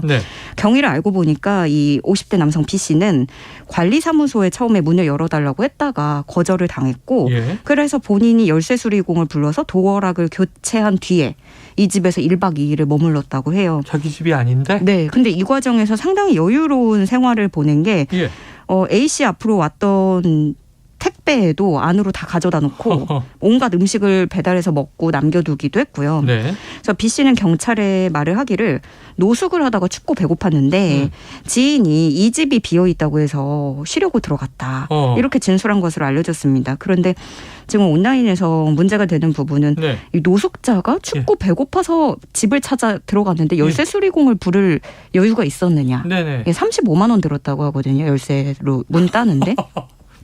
근데 이제 경찰이 조사를 해보니까 B 씨가 어쨌든 간 노숙 생활을 한 거는 맞긴 했다고 해요. 그렇지만 이제 좀 경찰이 봐도 진술의 앞뒤가 맞지 않다고 보고 있고. 아니 35만 원이 있으면 그냥 저 숙박업소에 투숙하면 되잖아요. 따뜻하고. 그래서 이제 누리꾼들이 지적하는 부분은 사실은 스토커인데 노숙자라고 거짓말하는 게 아니겠느냐. 아니 아까 얘기를 보면요. 노숙을 하다 춥고 배고팠는데 지인이 이 집이 비어있다고 콕 집어 알려줬다는 거잖아요. 맞습니다. 그걸 알고 있었던 거죠. 그래서 A씨가 너무 놀라서 이제 뭐 수면장애에다가 탈모, 알레르기 증상까지 시달리고. 왜 아니겠어요? 그래서 이제 불안해서 보증금 받기도 전에 급하게 이사를 했다고 하고요. A씨는 조회해 보니까 범인은 변호사까지 있더라. 이상하네. 기가 찬다라고 말을 했습니다. 그래서 이제 누리꾼들도 꼼꼼히 조사해야 된다. 열쇠공분들도 집주인이 맞는지 확인부터 하고 문을 열어주게끔 해야 될 것 같다. 아니 이건 너무 중요한 것 같아요. 집주인이 아닌데 내 집인데 지금 뭐 열쇠가 뭐 문제가 있다 하고 도어락을 교체하면 이 교체가 돼버리면 무서워서 집 비우겠습니까? 이거는 반드시 확인해주고 교체해야죠. 뭐 경찰이 입회하든가 쉽진 않겠지만 자 뭔가 좀 대책이 나와야 될 것 같습니다. 자 미국에서요 이 뇌사 판정의 기준을 새롭게 정해야 한다 이런 논의가 진행 중이라는데 이건 어떤 내용이에요? 유족들이요 뇌사 판정에 이의를 제기하는 일이 최근에 늘고 있다고 해요. 그래서 미국에서 의사와 법률가들이 모여서 뇌사 판정 권고 지침을 다시 논의하고 있는 건데요. 지금으로서는 의사들이 사망을 판정하는 기준이 크게 두 가지죠. 심장과 허파의 작동이 멈추는 데 따른 사망 판정 그리고 뇌사에 따른 판정입니다. 근데 뇌사 판정은 심장이나 폐가 움직이더라도 뇌 기능이 회복할 수 없을 정도로 멈춘 경우를 말하는데 이게 조금 미국에서도 애매해요. 이게 50개 6개 주 모두에서 뇌사 판정을 인정을 하는데 네. 주마다 이 판정을 내리는 방법과 검사 기준이 다 다른 거죠. 어허. 그래서 이게 맞느냐. 이 주에서는 뇌사 판정인데 이 주에서는 뇌사가 아닐 수 있으니까. 어이구, 네네. 예, 그래서 여기에 대해서 소송을 걸거나 또 의사들이 우리 의사가 뇌의 모든 기능이 멈췄는지 제대로 검사한 건지 맞는 건지 네. 이런 거에 대해서 의구심을 갖는 거죠. 그래요. 그런데 뇌사 판정의 기준을 바꾼다는 건 생각보다 더 많은 영향을 가져오는데요. 네. 이 사망 판정이 언제 어떻게 또 판정을 받느냐에 따라서 장래, 상속 이런 법률적인 영향에 직결이 되기 네네. 때문입니다. 특히 요즘에 그 핫한 드라마처럼 뭐 재벌집이면 뭐 더 이게 예민할 수도 있고. 네. 요즘 제가 또 그 드라마에 빠져가지고 예, 생각이 났는데 네. 또 뇌사 판정을 없애자는 주장에 반대하는 분들은 뇌사 판정이 없어지면 그러면 장기 이식이 사라질 수도 있다. 그러네요. 예, 이 부분을 우려하고 있습니다. 근데 오랜 기간 동안 우리 의학계가 봤던 건 뇌가 기능을 멈추면 신체도 기능을 멈춘다라고 봤었는데 네. 최근에 몇 년간 그 뇌사 상태인 사람이 장기는 제대로 기능을 하면서 그 상황에서 사춘기도 겪고 또 임신을 하기도 하는 사례를 봤던 겁니다. 네네. 그리고 게다가 그 과학이 발전하면서 생과 사의 경계가 한층 애매해졌다 이런 지적도 나오고 있습니다. 그러니까 과거 같으면 당연히 사망이지. 그런데 네. 지금의 또 의학 기술로는 네. 살려낼 수 있는 경우도 있고. 야, 이거 진짜 보통 문제는 아니네요. 빨리 이제 드라마에서 좀 빠져나오세요. 모든 생명은 소중합니다. 네, 재벌가 뿐이겠습니까? 가난한 사람의 생명도 소중합니다. 자, 최근 치매 연구가 활발하게 이루어지고 있습니다. 주변 사람들로부터 정서적 지지를 받는 노인의 경우, 또 그렇지 못한 노인의 경우 비교해봤더니 정서적 지지를 받는 노인이 치매 발병률이 절반가량 낮다고. 이거 의학적으로 검증된 거예요? 네. 이게 미국 의학협회 학술지에 실리기도 한 내용인데요. 우리나라 공동연구팀 분당 서울대병원 정신건강의학과 김기용 교수와 강북 삼성병원 기업정신건강연구소 오대종 교수 공동연구팀이 국내 60세 이상 어르신 5,852명을 8년간 관찰한 결과입니다. 네, 이제 연구를 하기를 주변 사회로부터 감정적 지원을 받는 정서적 지지와 네. 가사, 식사, 진료, 거동 등 실질적 도움을 받는 물질적 지지 중에 네네. 어떤 것이 부족할 때 치매 발병 위험이 커지는지 이걸 분석을 한 거예요. 그 결과 충분한 정서적 지지를 받는 노인의 치매 발병률은 매년 1,000명당 9명인데 비해서 정서적 지지를 받지 못한 경우 1,000명당 15.1명으로 60%가량 높게 나타났습니다. 차이가 크네요. 네, 특히 여성의 경우에는 이런 현상이 더 두드러지게 나타나서 정서적 지지를 받지 못한 여성이 치매 발병 위험이 61%나 높았습니다. 근데 반면에 조금 의외였던 게 이 물질적 지지의 차이가 유의미한 치매 발병률 차이를 가져오지 못했다는 점인데요. 네, 그래서 연구팀은 이번 연구가 물질적 형태의 도움보다는 정서적 공감, 그런 이해가 치매 예방에 더 중요한 걸 보여준다라고 설명을 했어요. 뭐 용돈 같은 거보다도 사랑해요라는 말 한마디라든가 전화 한 통? 그거 약간 악용되면 안 될 것 같은데요. 아, 그런가요? 용돈도 드리고 네. 사랑한다는 말도 해야죠. 돈이 전부가 아니라고 하셨어가지고 아까. 네. 근데 이게 정말 그런 진정성 있는, 왜냐하면 좋아하는 음식이 뭔지 이런 거에 대해서 좀 곰곰이 또 생각해봐야 되는 것 같아요. 예. 그래서 자, 그러면 이걸 이제 개인적인 노력 말고도 사회적으로 시스템을 어떻게 적용할 수 있는가, 이 부분도 또 생각을 해보면 좋은데요. 연구진은 정서적 공감을 바탕으로 개입할 수 있도록 하는 교육 프로그램의 표준화, 효과 검증이 필요하다고 말을 했고요. 또 지역사회 및 국가 단위의 치매 예방 전략 수립 시에 사회적으로 고립된 고위험 노인을 대상으로 가족이나 유관기관에 종사하는 사회적 가족들이 정서적 지지를 체계적으로 제공할 수 있게 하는 노력이 중요하다라고 덧붙였습니다. 이게 참 의학적으로 또 입증된 얘기라고 하니까. 네. 어쨌든 조평론가님보다는 좀 나이가 빨리 들고 있는 제가 정서적 지지를 많이 해줄 수 있는 가족과 주변 지인들을 좀 돈독하게 확인을 해야 될 것 같네요. 자, 여러분들도 좀 주변에 이 어르신들 계시면 정서적인 지지해 주시고요. 용돈 대신 사랑해요보다는 용돈도 좀 잘 드리고 같이 가야 되는 건가요? 사랑한다. 또 이제 어머니 아버지에게 연락을 많이, 소통을 많이 하는 게 제일 중요한 것 같습니다.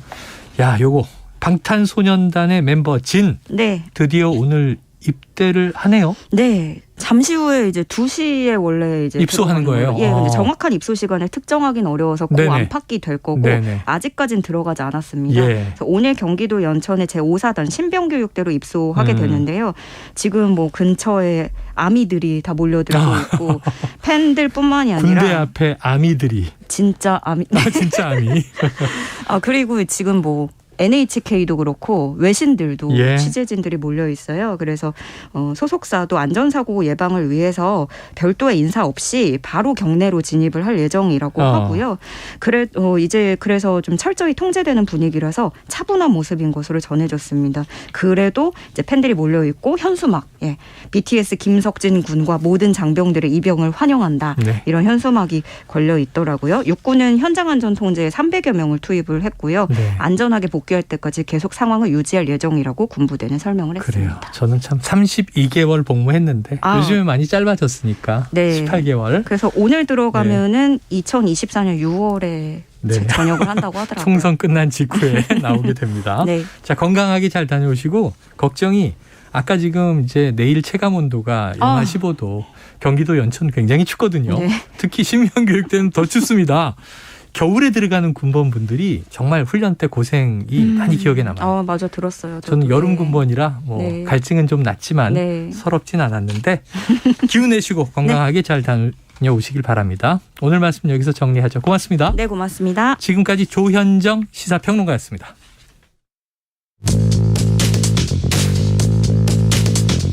최영일의 시사본부는 여러분과 함께합니다.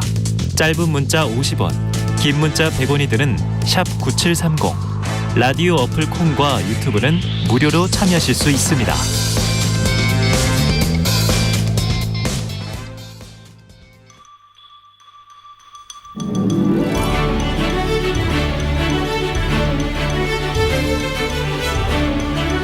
네, 기자들의 눈으로 정치권 소식을 들여다봅니다. 불사조 기자단, 경향신문의 박순봉 기자, 세계일보의 최영찬 기자, 오늘도 두 분 나오셨습니다. 어서 오세요. 안녕하세요. 야, 오늘 두 분이 마스크 색깔을 한 분은 흑, 한 분은 백, 흑백 대결이네요. 우리 최평께서는 회색으로. 저는 항상 회색 지대에서 균형을 잡고 있는 사람이니까요. 자, 먼저 국회로 가보겠습니다. 예산안을 두고 여야가 역대급으로 가장 심각하게 붙은 상황이다. 항상 예산안 여야가 다투긴 했거든요. 근데 이번은 정말 좀 센 것 같아요. 각자의 상황과 속내. 먼저 박 기자님, 여당 어때요? 사실 여야뿐이 아니고 지난주에 예산안이 어떻게 되는지 좀 고루 체크를 해봤었거든요. 근데 제가 그때 들었던 얘기들을 종합했을 때는 그래도 주말 내에는 예산안을 처리할 거다 이런 얘기들이 좀 많이 들렸었어요. 그러니까 예를 들자면은 해임 건의안은 나중에 하고 예산안을 먼저 처리하고 그다음에 해임 건의안 처리하는 방식으로 그게 가장 좀 그림이 좋다. 왜냐면은 해임 건의안을 지금 야당에서는 처리하겠다라고 일단 칼을 뽑아놓은 상태고 그렇기 때문에 아무것도 자르지 않을 수는 없는 그런 상태였었고 그런데 또 해임 건의안을 해버리게 되면은 여당인 국민의힘 입장에서는 좀 대응을 안 할 수가 없는 거잖아요. 순순히 예산안을 같이 처리하는 그런 그림을 만들어주기가 어려우니까 둘이 가장 좋은 그림은 이건 이제 당내에서도 들었던 얘기인데 해임 건의안 빼고 먼저 예산안 처리한 다음에 국민의힘이 자리를 뜨든지 아니면 이렇게 일종의 반항하는 그런 모습을 보여준 다음에 표결에 참여를 안 한 뒤에 해임 건의안을 처리하는 이런 그림으로 예상을 했는데 사실은 예산안이 더 강하게 붙었던 거예요. 그러니까 예산안이 그 안에 처리가 될 수 있을 정도로 합의점을 찾았으면은 아마 이런 그림으로 갔을 가능성도 있었을 텐데 결국 예산안이 예상보다 쉽지가 않았고 특히나 이번에 이제 법인세를 중심으로 해가지고 양당이 입장 차이를 좀 뚜렷하게 보여주면서 이런 그림이 된 것 같고요. 지금 여당 분위기는 붙어볼 만하다라는 그런 분위기인 것 같아요. 그러니까 이게 처음부터 예산안에 관련해서는 여당은 해볼 만하다라는 그런 입장이 있는데 왜냐하면 기본적으로 이 민주당이 수정을 할 때는 감액밖에 못 하잖아요. 그러니까 깎는 절차밖에 못 받기 때문에 결과적으로 보자면은 여야 의원들 모두 자기들 손이 예산안을 타기를 원하는데 야당 의원도 역시 마찬가지거든요. 자기 지역구 예산도 챙겨야 되고 하니까요. 그러니까 결국 끝까지 밀어붙이지는 못하지 않겠느냐. 그리고 또 끝까지 밀어붙이지 못할 거라고 보는 또 하나의 이유는 끝까지 가서 정말로 예를 들어 민주당을 통과시킨다거나 아니면 아무것도 통과가 안 돼서 준예산을 적용을 한다라든가 이런 상황이 오게 되면은 이 발목 잡기 프레임을 가동하게 될 텐데 그럴 경우에 그래도 윤석열 정부의 첫 해 예산인데 이런 그 발목 잡기 프레임이 가동이 되면 야당이 더 불리하지 않겠느냐. 네. 이런 생각들을 하고 있기 때문에 좀 끝까지 붙는 그림이 있고 그래서 또 오래 가는 것 같습니다. 그래요. 근데 민주당 입장에서는 그 원내 지도부에 대한 좀 답답함을 호소하는 분들이 좀 있는데, 네네, 같은 당에 왜 그러냐면은 왜 우리 당이 더 예산안을 못 통과시켜서 안달난 것처럼 보이게 하느냐. 야당인데. 네. 근데 물론 그 여당이든 야당이든 국민의 세금을 받아서 이렇게 정치 활동을 하고 있는 이상.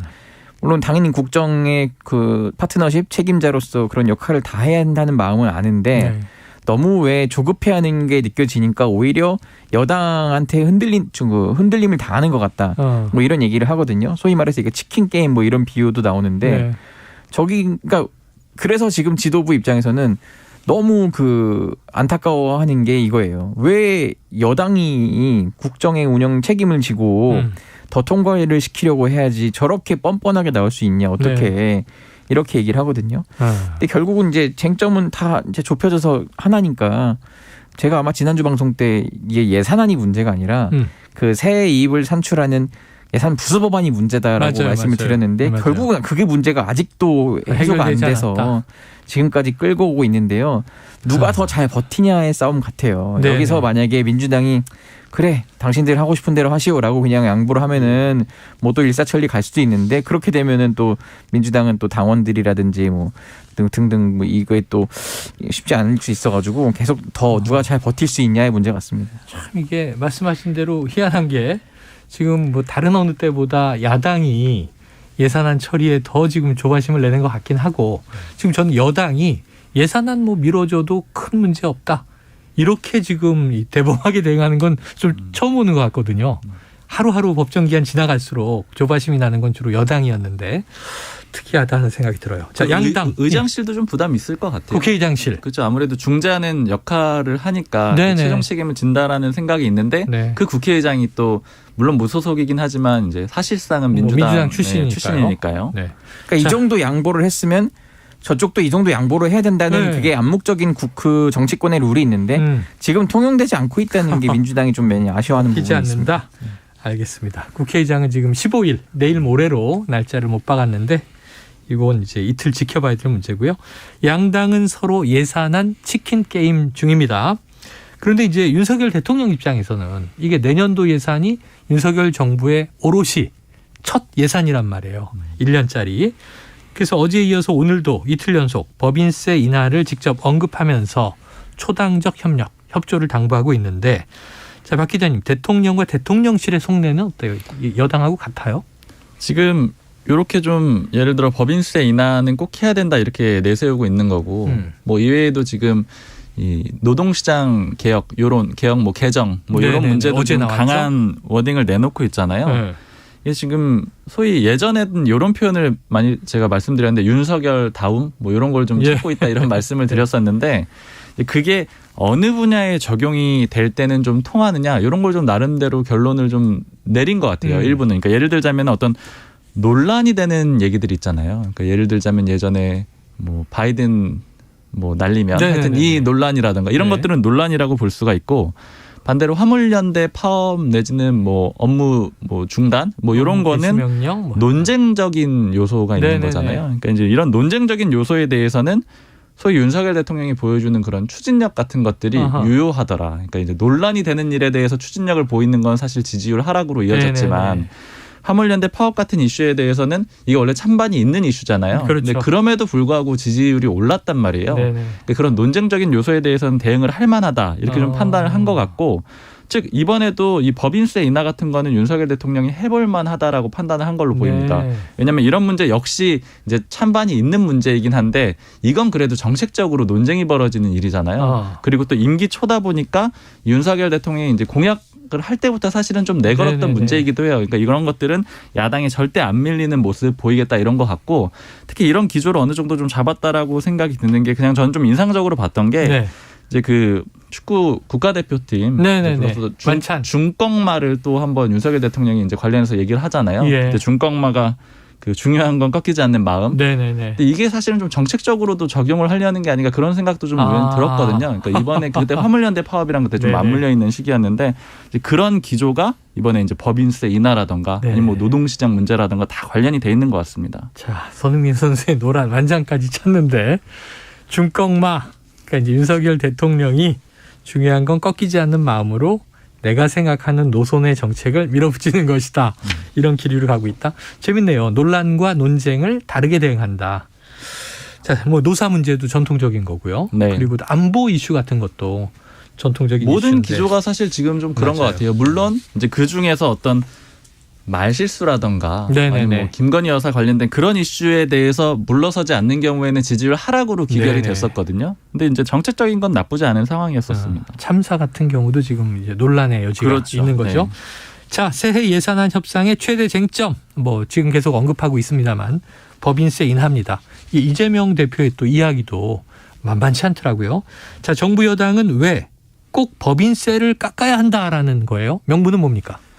사실 이미 윤석열 정부에서 계속 강조를 해왔던 거는 이제 경제를 살리는 방식은 민간에서 찾아야 된다 이런 거잖아요. 그러니까 민간 주도로 찾겠다라는 거죠. 그러니까 예를 들자면 지금 경제가 어렵기 때문에 일자리를 만들어야 된다라고 치면은 예전에 문재인 정부에서는 세금을 좀 많이 걷어가지고 그걸로 이제 공공이 주도하는 일자리를 만드는 방식이었다라고 하면은 윤석열 정부에서는 세금을 좀 깎아주되 이제 그 여윳돈으로 어떤 민간의 회사들이 일자리를 스스로 만들어라 이렇게 압박을 할 가능성이 높아요. 그러니까 즉 그 첫 번째 단계로 법인세를 이제 깎아주고 명분을 찾겠죠. 법인세를 깎아줬으니까 그럼 그만큼의 돈이 굳었잖아. 그럼 그 돈으로 또 뭐 투자를 하든지 아니면은 일자리를 만들어라 이런 식으로 좀 압박을 할 가능성이 높고요. 그러니까 아마 실제로 이제 법인세를 깎은 그 다음에 좀 정부가 민간을 상대로, 그러니까 기업들을 상대로 어떤 움직임을 할 가능성이 좀 있습니다. 그 전 단계라고 보시면 될 것 같아요.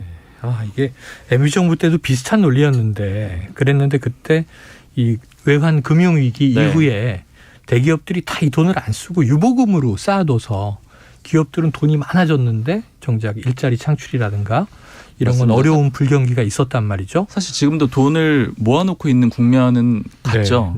근데 이제 경기가 어렵기 때문에 못 쓴다 이런 식으로 명분을 댈 텐데 아마 법인세를 깎아주게 되면 이제 그에 합당한 뭔가를 내놓아라. 정부는 압박을 할 것이다. 높겠죠.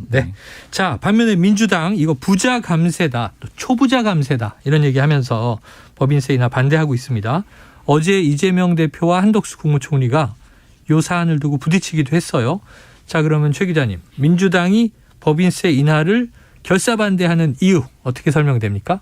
소위 말해서 그 지금 정부 여당이 기대하는 건 낙수 효과인데 실질적인 낙수 효과를 기대하기 어렵다는 건 과거 정부 사례에서도 이미 드러났다는 게 민주당 설명이고 그리고 이런 얘기를 합니다. 이번 그 법인세 감세 대상은 세전 이익 3천억 원 초과 기업들이에요. 2019년 기준으로 했을 때도 84개사여서 우리나라 회사의 전체 0.01%라는 거죠. 그러니까 그리고 또 각종 공제를 제외한 다음에 진짜 실효세율을 해봤더니 17.5%다.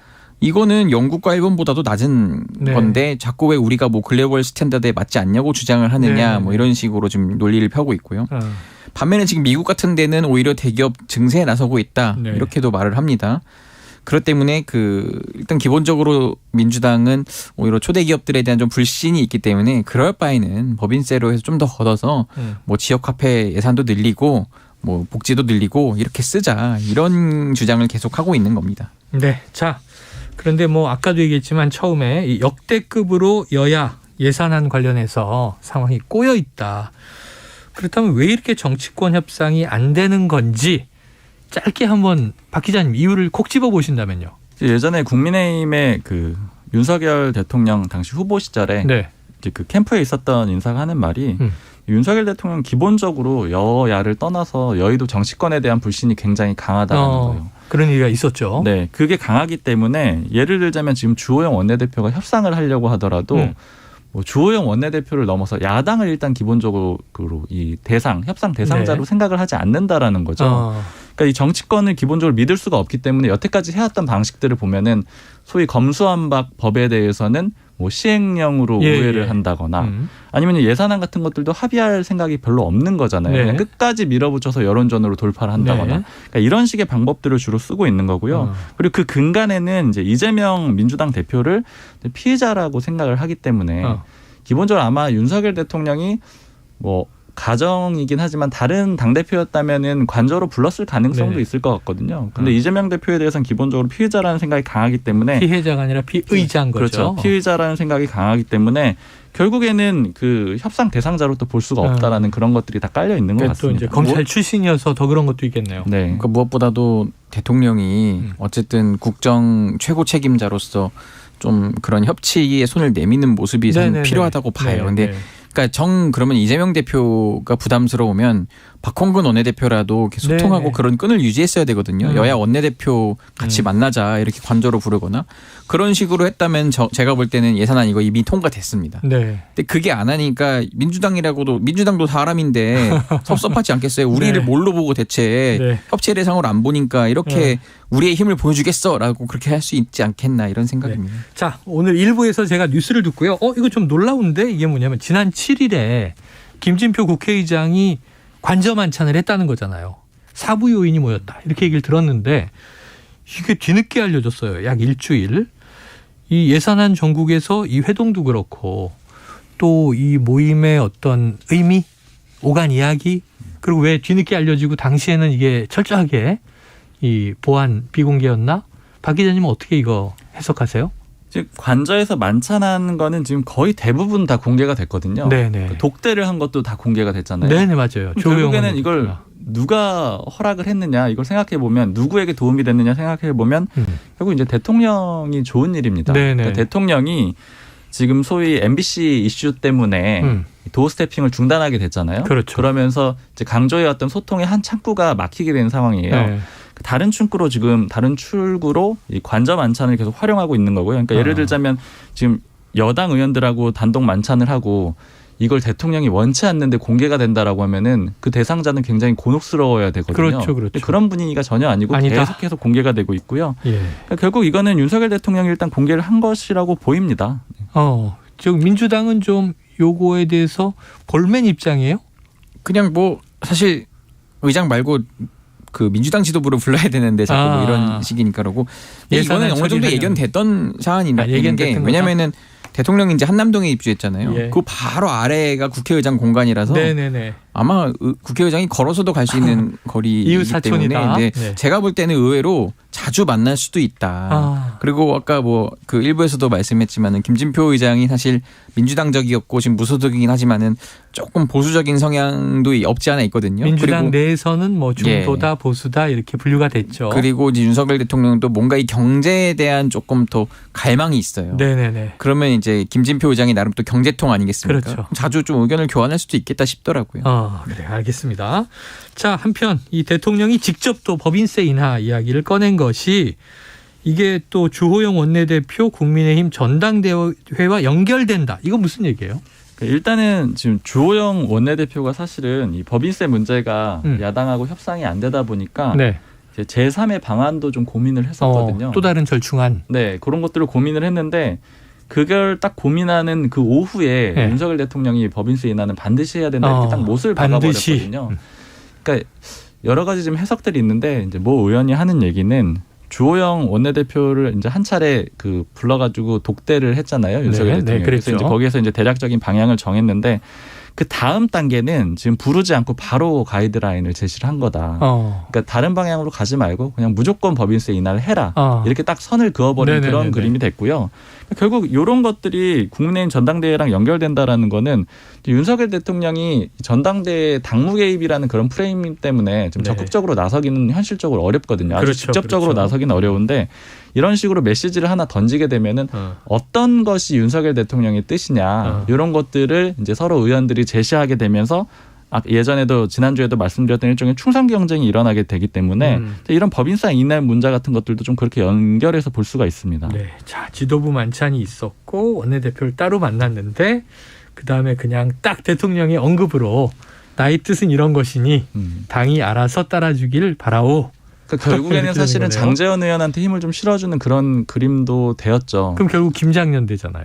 그렇죠. 네. 지금 김장연대가 주호영 원내대표를 많이 때리고 있는데 물론 오늘은 또 장제원 의원이 좀 화해하는 그런 메시지도 내놓긴 했는데요. 네네.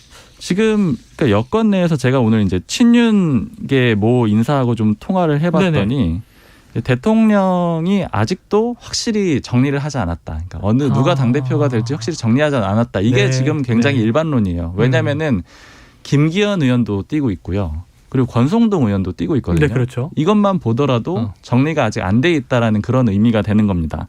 근데 다만 제가 지난주에는 이제 뭐 완전 경쟁에 가깝다 이제 이렇게 말씀을 드렸는데 요거에 대해서는 좀 의견들이 엇갈리더라고요. 예, 예. 왜냐하면 완전 경쟁도 있고 아니면 뭐 일부만 경쟁하는 과점 경쟁도 있을 수가 있잖아요. 과점 경쟁에 더 가깝다 이렇게 해석하는 사람들이 있습니다. 왜 완전 경쟁이 아니냐면 예를 들면 유승민 전 의원은 경쟁에 안 껴줄 가능성이 있는 거고 윤석열 대통령이. 네네네. 그리고 또 이제 안철수 의원하고 나경원 전 의원에 대해서는 좀 엇갈린 반응들이 있어요. 네, 그렇기 때문에 아마 이제 일부 예를 들면 뭐 김기현, 권성동 이런 일부 후보군들을 놓고 고안해서 경쟁시키는 구도 아니겠느냐. 그래서 이제 과점 경쟁이다 이런 표현들도 나오고 있습니다. 네, 자 완전 경쟁은 아닐 수 있다. 교통 정리가 된 이후에 걸러서 경쟁을 할 수 있다. 지금 이런 이제 예상입니다. 자 그렇다면 지금 일단 정진석 비대위원장은 이제 안 나온다는 얘기를 했으니까 지금 언급하신 걸로 보면은 친윤그룹에서는 장제원 대 권성동. 그럼 장제원 의원의 또 대리인은 김기현 의원. 그럼 김기현 대 권성동 이런 구도로 갈까요? 김기현 의원하고 권성동 의원이 둘 다 지금 물러서지 않고 나오고 있기 때문에 네. 이 두 사람 간의 대결 구도는 계속 이어질 것 같은데 근데 문제는 제일 우려하는 게 두 사람이 동시에 나오게 되면은 표가 갈리게 되면서 이제 예를 들자면은 그 경쟁 대상자에 아예 입찰을 안 시켜줬던 네. 그런 뭐 제3의 후보군들이 윤석열 대통령 내지는 친윤계에서 봤을 때 제3의 후보군들이 당선될 가능성들이 좀 있고요. 그리고 이제 장제원 의원의 입지에 대해서 조금 물어봤거든요. 이게 늘 궁금해가지고 왜냐하면 한동안은 좀 밀려났다가 다시 요즘에 좀 집중적으로 언론의 주목을 받고 있잖아요. 맞아요. 근데 대통령실 쪽하고 그리고 친윤계 인사들 다 같이 하는 말은 장제원 의원이 지금 인사 쪽에는 영향은 못 미친다. 그러니까 인사에는 힘을 쓰지는 못하는 상황인데 다만 좀 아이러니하게 이태원 참사 거치면서 정부에 대한 정부의 입장을 굉장히 잘 대변을 해줬기 때문에 그런 점은 좀 신임을 받았다라는 거예요. 이제 그래서 일부 이 대통령의 신임이 다시 돌아온 면이 있고 그걸 또 적극적으로 장제원 의원이 활용을 하면서 이걸 통해서 주호영 원내대표도 때리고 이런 그림도 이어지고 있습니다. 참 여당만 이야기를 해도 복잡합니다. 야당으로 가보겠습니다. 자, 오늘 움직이는 소식을 보면 지금 이명박 전 대통령 사면은 거의 확실시된다. 그런데 이제 김경수 전 경남지사가 일종의 여야 뭐 이렇게 균형 통합 차원에서 대상이 되지 않겠느냐. 근데 복권이 없는 사면일 것이다. 이런 얘기가 나오다 보니 김경수 전 경남지사 입장이 전원이 됐어요. 네. MB의 들러리가 되지 않겠다. 나는 가석방을 받지 않겠다. 지금 이런 입장이에요. 자, 민주당이 좀 의심하는 대목이 있습니까? 그러니까 민주당에서는 이렇게 보고 있더라고요. 사면만 시켜주고 복권은 안 해주겠다. 그러면 일단 당장 내후년에 있는 총선에는 못 나오게 하겠다. 이 전략 같고. 정치활동 못하는 거죠. 대신 총선 이후에 복권은 또 시킬 수 있거든요. 네네네. 그러면 이제 대선을 앞두고 민주당을 좀 일부러 혼란에 빠뜨리게 하겠다. 이게 너무 속내가 뻔하지 않냐 이렇게들 말을 많이 하더라고요. 이게 아무래도 윤석열 대통령이나 그 측근들이 세우는 좀 대야 전략 같기도 하고 네. 하여튼 그런 점 때문에 이번에 그런 사면해 주는 게 너무 진정성이 없다. 이명박 전 대통령 결국 사면시켜주기 위해서 그런 것 아니겠냐. 그러니까 지금 보니까 최경환 전 경제부총리도 가석방이 이미 됐지만 이번에 복권을 시켜주는 거잖아요. 그렇죠. 네, 그런 차원에서 봤을 때 김경수 전 지사를 그렇게 한다고 지금 나오고 있으니 이게 다음 주쯤에 법무부 이제 심사 들어가잖아요. 선수를 친 게 아닌가 이렇게 좀 전망을 하고 있습니다. 근데 이게 궁금한 게 그거예요. 일부에도 여쭤봤는데 김경수 전 지사 측 얘기를 들어보니 자 만약에 이제 가석방 대상이요 당신이 그럼 본인이 거기 사인해야지 이제 동의를 해야 되나 보죠. 네. 나는 그 페이퍼에 사인하지 않겠다 이랬어요. 그럼 나는 가석방 원치 않아요. 그러면은 그냥 만기까지 있는 걸까요? 그런데 그거는 아마 이제 김경수 전 지사 쪽 사람들과 계속 그 법무부나 논의를 하지 않을까요? 네. 근데 그거 외에도 아마 야당에서 아마 물밑에서 조금 더 열심히 움직이면은 실제로 사면 복권까지 해줄 수 있는 결단을 대통령이 할 수도 있지 않을까라는 기대감이 있을 수 있거든요. 아마 요 몇 주 이제 좀 발빠르게 누가 움직일 수도 있어 보입니다. 자, 그런데 이 김경수 전 지사의 복권 여부가 아까 이야기한 대로 총선까지는 뭐 정치 활동 못 합니다. 그 이후에 복권에서 대선을 뛸 수 있습니다. 그러면 누가 봐도 아까 말씀하신 정부 혹은 여당의 대야 전략이라는 게 그럼 이재명 대표의 대항마를 내부에 하나 풀어놓겠다라는 걸 보이는 거잖아요. 예. 지금 민주당 내부의 좀 움직임은 어때요? 근데 사실 체급이 이재명 대표의 맞설 체급은 냉정하게 얘기해서 지금 그 정도는 아니에요. 아니다. 그러니까 다만 근데 이른바 소장파라고 하기 이제 나이가 많이 들어서 네네네. 뭐 지금 이 전원을 전한 그 기동민 의원이라든지 네네. 최근에 당대표 선거에 나왔던 강훈식 의원이라든지 소위 말하는 그 더 좋은 미래 그 그룹들 있잖아요. 네. 당내 최대 계파. 그 그룹을 중심으로 김경수 전 지사와 또 함께하는 그 20대의 국회에 처음 같이 등원한 동기들이 있어요. 네. 거기가 이제 똘똘 잘 뭉쳐 있긴 한데 그 중에서 그럼 우리가 한번 누구를 대권 후보로 만들어 보자 으쌰으쌰 하면은 뭐 그런 조금 바람을 살짝 일으킬 수는 있어 보이는데 그러긴 생각보다 김경수 전 지사의 그 뭐랄까 인지도랄까 이런 게 사실 전국적으로는 좀 약해요. 다만 그러니까 민주당에서 기대했던 거는 총선에서는 좀 소구력이 있을 수 있다 이런 말을 하는 거예요. 왜냐하면 지금 PK에 뛸 주자가 별로 없다는 거예요. 현역 의원 외에는. 그렇죠. 그렇기 때문에 예를 들어 뭐 굳이 김해에 나오지 않더라도 뭐 창원에 나올 선수라고 있으면은 이렇게 이제 PK를 중심으로 다시 연대할 수 있는 바람을 좀 일으킬 수 있지 않을까라는 기대감이 있는데 거기서부터 지금 말려버리니까 사실 속이 상한 면이 있죠. 그래요. 제가 뭐 여권 관계자가 오늘 하는 얘기는 뭐냐면은 지금 민주당의 상황에 대해서 여권에서 바라보는 그림은 우리 눈치 게임 있잖아요. 술자리에서 하는 게임. 네네네. 1 하면은 그다음에 2 하고 이렇게 가잖아요. 1을 하기 직전이라는 거예요. 그러니까 이재명 대표한테 이탈을 1을 하면 그때부터 이탈이 시작되는 거고 이후에 숫자가 쭉 올라갈 거라고 그렇게 보고 있거든요. 이게 김경수 전 지사를 예를 들어 복권을 시켜주면은 일종의 구심점을 하나 만들어주기 때문에 예를 들자면 이 눈치 게임에서 1을 부르는 그 시점을 더 앞당길 수 있다라고 그렇게도 보고 있습니다. 촉진제가 된다. 자, 이거 뭐 또 여당의 이제 시각을 지금 일단 해석해 주신 겁니다. 지금 안 그래도 이재명 대표 관련 질문이 이제 거의 마지막 질문이 될 것 같은데 조금 전에 속보가 하나 왔습니다. 자, 검찰이요. 화천대유 대주주 김만배 씨의 재산 은닉에 관여한 조력자들 공동대표 이모 씨 또 이사 최모 씨 이 인물들을 체포해서 이들의 주거지와 사무실 등을 압수수색하고 있다. 그러니까 대장동 관련 이 김만배 씨의 이제 조력자들을 체포했고 압수수색을 하고 있다는 거죠. 이게 이제 앞으로의 수사에 또 어떤 영향을 미칠지 지켜봐야 되는데 자, 어제 요 얘기를 들어서 최 기자님한테 좀 여쭤보려고 했던 게 이재명 대표 혼밥설 또 뭐 주변에 한 20명밖에 안 남았다.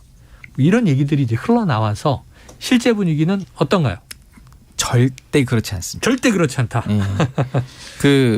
제가 뭐 이재명 대표를 뭐 사랑하고 옹호하고 싶어서 그런 게 아니고. 네네. 객관적으로 기자니까. 이런 게 이제 아침 라디오에 나올 때마다 지금 그 의원들 몇 명 전화를 해봐요. 네네네. 포스트가 있습니다. 뭐 어느 지역에 누구 저희들이 나름 체크를 해볼 만한 의원들이 있어요. 그러면은 의외로 지금 그러니까 이 주권이 당원에게 넘어갔어요. 당 대표가 주인인 당이 아니라 당원이 주인인 당이 이제 많이 고착화됐어요.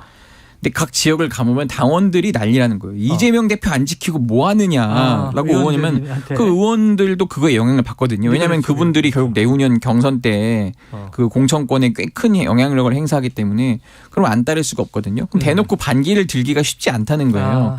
그렇기 때문에 굉장히 조심스럽게도 이제 이원우 의원이나 뭐 김종민 의원 이런 분들도 조심조심 이렇게 그 라디오나 이런 데서 나와서 발언은 하지만 대놓고 반기를 들기는 사실 쉽지 않고 그리고 요즘은 옛날과 다르게 뭐 언론에서 주요 소위 말하는 메이저 이런 언론들에서 아무리 때려도 이제 유튜브나 이런 데서 많이 그 이재명 대표를 굉장히 그 수비를 하고 있기 때문에 이런 걸 또 영향을 많이 받고 있더라고요. 그래서 지금 의원들은 이러지도 저러지도 약간 못한 그런 상황인 게 맞고 뭐 혼밥설 이거는 보니까 신경민 전 의원이 출처던데 사실 확인을 잘 안 하고 일단 그냥 전원을 일단 던진 것 같아요.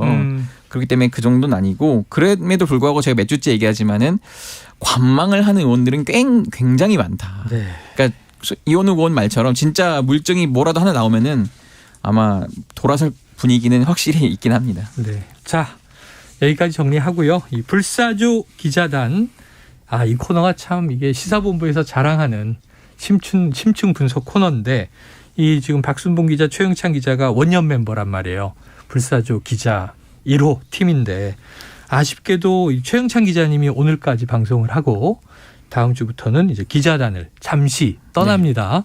뭐 신상 발언. 네, 제가 지금 회사를 옮기게 돼가지고 이직. 네, 한 모 경제신문으로 이제 가게 됐는데 잘 된 거죠?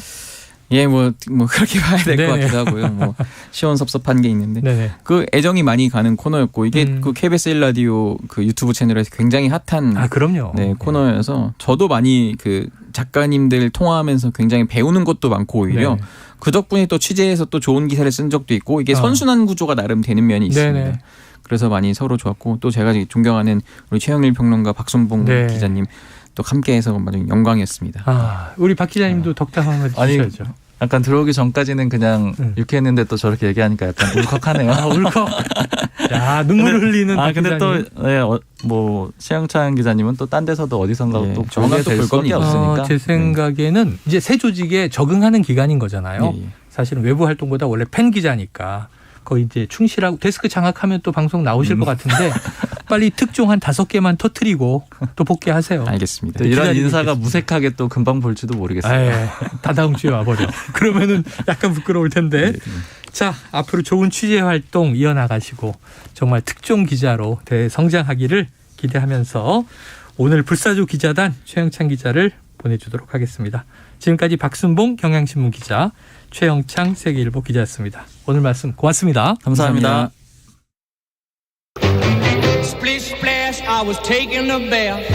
Long about a Saturday night.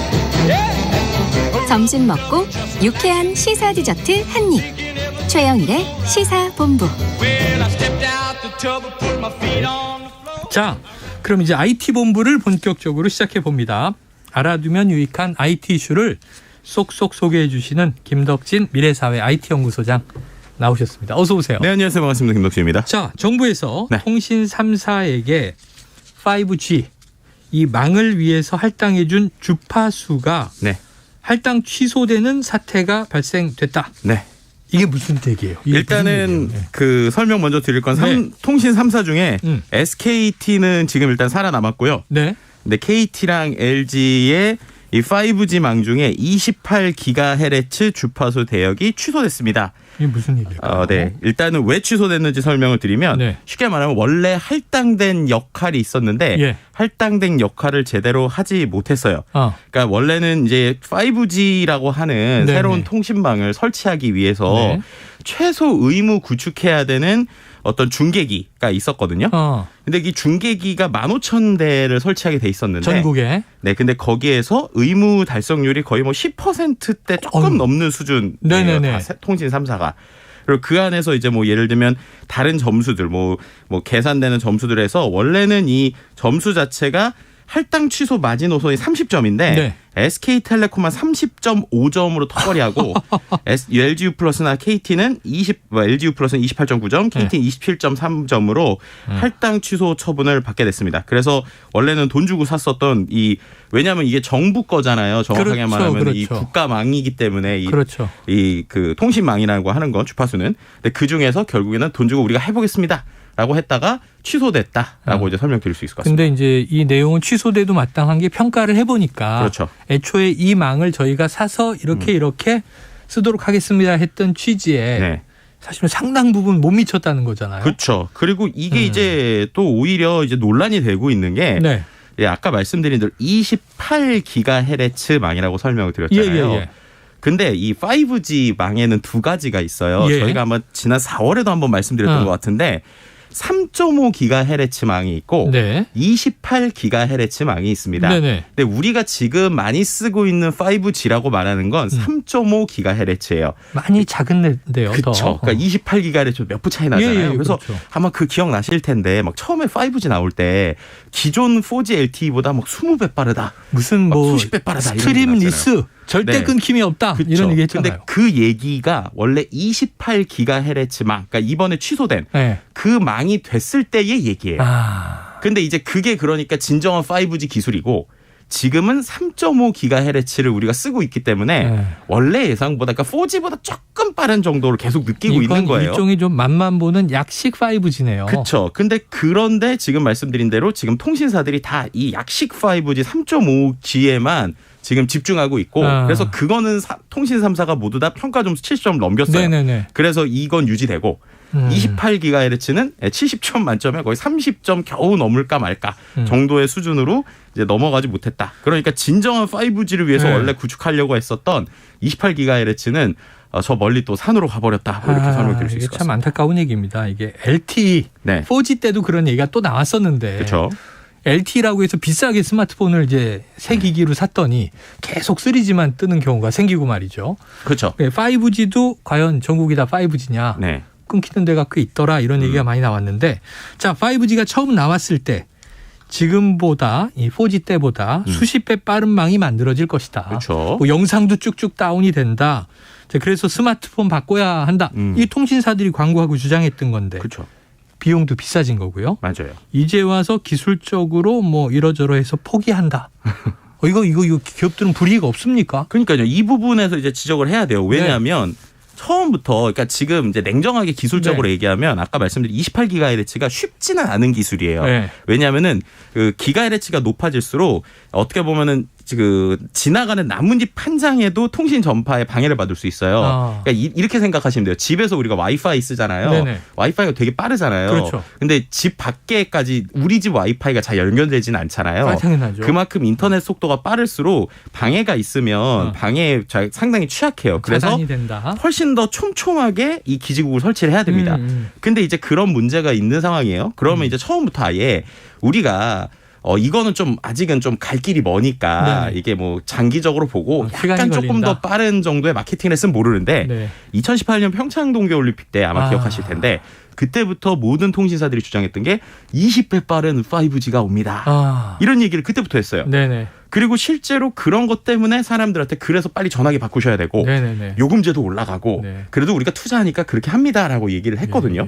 그래서 그거를 갖고 정부에서도 그럼 해봐. 그 대신에 니네가 5년 동안 최소한 이 정도 그러니까 정말 최소 기준으로 이 정도는 해야 돼였는데 최소 기준보다 이제 20% 겨우 될까 말까 정도의 수준이니 이렇게 될 거면은 왜 요금은 올려놓고 왜 원래 이게 본인들이 이야기했었던 마케팅이잖아요. 그러니까 이런 거에 대한 지금 비난이 좀 쏟아지고 있다라고 설명드리고 그 얘기를 하니까 기억이 나는 게 이게 2017년 조기 대선 할 때 말이에요. 당시에 문재인 나중에 대통령이 되셨지만 후보가 이 5G를 5G, 이 3D 프린터, 3D 프린터 이런 표현하셔서 화제가 됐었는데 그때부터 주장했던 건데 그렇죠. 정권이 한번 바뀌면 강산이 바뀌는데 지금 벌써 두 번째 정권입니다. 그렇죠.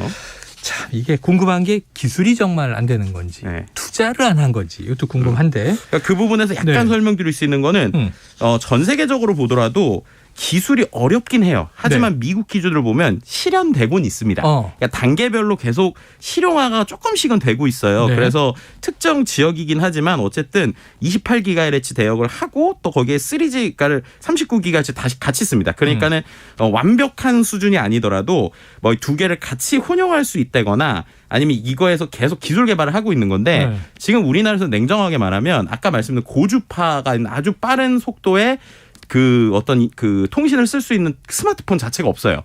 그러다 보니까는 이제 우리는 이제 느린 걸 쓸 수밖에 없고 그럼 이런 관점에서 과연 정말 통신사들이 이거를 연구를 제대로 해서 장기적으로 하려고 했던 거냐 아니면은 이제 28GHz는 그냥 약간 계륵처럼 갖고 있으려고 했던 거냐에 대한 의문이 들 수밖에 없는 상황이라는 것이죠. 자, 이런 와중에 통신사들의 영업이익은 늘었고 그렇죠. 그나마 하던 지금 얘기한 28GHz가 아니면 하고 있던 3.5GHz 분야의 설비 투자도 줄고 있다. 왜 이런 거예요? 그러니까 이게 참 이제 좀 그런 거죠. 말씀하신 것처럼 처음에 5G 상용화할 때 9조 6,100억 정도를 썼어요. 통신 3사가 설비 투자할 때. 근데 이거가 계속 쪼그라들고 있습니다. 그러니까 지난해는 8조까지 줄어든 거예요. 그러니까 말씀드렸던 것처럼 오히려 28GHz 더 설치하고 훨씬 더 지금보다 투자를 늘려야 되는데 투자를 조금씩 오히려 줄이고 있고 지금 상황에서 그냥 괜찮다 수준으로 좀 느낀 건지 모르겠습니다. 지금 그런 상황이라고 보시면 될 것 같고요. 그런 상황에서도 오히려 영업이익이 통신 3사가 지난해 합산 4조 원이 넘어요. 그러니까 이렇게 이제 투자는 줄이고 계속 영업이익은 늘고 있는 이런 상황에 대해서 과연 우리가 어떻게 바라볼 것인가에 대한 좀 얘기가 나오고 있는 것이죠. 어떻게 바라보긴요. 비판해야지. 비판적으로 바라봐야죠. 문제가 있네요. 좀 문제가 자, 있죠. 오히려 28GHz를 취소하면서 국민들 피해만 늘 수 있다. 왜 그런 겁니까? 그러니까 아까 말씀드린 데 28GHz를 얘들이 채워야 되잖아요. 근데 채워야 되는데 이제 기지국 자체를 설립하는 게 돈도 많이 들고 기술적으로도 어려우니까 일종의 다른 회피 혹은 다른 걸로 봐달라고 한 게 지하철망이에요. 지하철망. 네, 아까 말씀드린 대로 이게 촘촘하게 있어야 되잖아요. 근데 지하철에 예를 들면 이 5G를 촘촘하게 28GHz를 하면 어쨌든 바깥에서는 아니더라도 지하철에서는 고속의 이 와이파이 기반의 이제 28GHz 쓸 수 있는데 그렇겠네요. 근데 그걸 쓰려도 통신사 인증이 있어야 되는 거예요. 근데 아까 말씀드린 대로 LG 플러스나 KT가 이번에 28기가 이렇게 취소가 됐잖아요. 그렇게 되니까 원래 지하철에 초고속으로 설치하려는 망에 대한 설치도 이제 못하게 되는 거죠. 이제 그렇게 되다 보니까 오히려 이제 이렇게 되면 우리는 지하철이나 다른 사업하는데 어려우니 좀 선처해달라고 하는 약간 좀 아이러니한 상황 뭐 이런 것들도 지금 상황적으로 있다고 보시면 될 것 같습니다. 자, 문제는 좀 생겼지만 어쨌든 진정한 5G로 가려면 28GHz로 가야 한다. 맞습니다. 이 주파수가 활용돼야 한다. 이걸 전제로 시작을 한 이야기인데 이게 반환돼 버렸단 말이에요. 그러면 향후에는 어떻게 활용될까요? 그러니까 지금 상황에서는 그래서 오히려 조금 장기적으로 빅테크 기업들이 좀 들어오기를 좀 바라는 새로운 움직임들이 기업들이. 있어요. 네, 예를 들면 네이버 같은 경우에도 사내에 28GHz를 만들기 이런 형태로 이제 몇몇 그런 것들은 사업자를 주고 있거든요. 그래서 조금 더 했으면 좋겠지만 궁극적으로는 통신사들이 좀 제대로 원래 약속을 좀 지켜야 된다가 원래는 원천에 대한 이야기라고 보면 될 것 같죠. 자, 그러면 이제 원천적으로는 통신사들이 다시 한번 약속을 지켜내고 그다음에 28GHz를 활성화하기 위해서 다른 빅테크 기업들도 합류하고 이런 방안이 찾아지길 바랍니다. 이게 꼼수인 것이 할당 취소가 오히려 통신사들에겐 다행이 된 거 아니냐 이런 목소리도 있다고 하니까 답답한 대목이네요. 아이고 오늘 중요한 얘기를 들었네요. 이거 모르고 넘어갔으면 또 안 될 5G 시대 이야기였습니다. 자, 오늘 IT본부 김덕진 미래사회 IT연구소장과 함께했습니다. 오늘 말씀 고맙습니다. 네, 감사합니다. 예, 최영일의 시사본부 오늘 화요일 준비한 내용은 여기까지 다 전해드렸습니다. 저는 내일 낮 12시 20분에 다시 찾아뵙도록 하겠고요. 오늘도 청취해 주신 여러분 고맙습니다.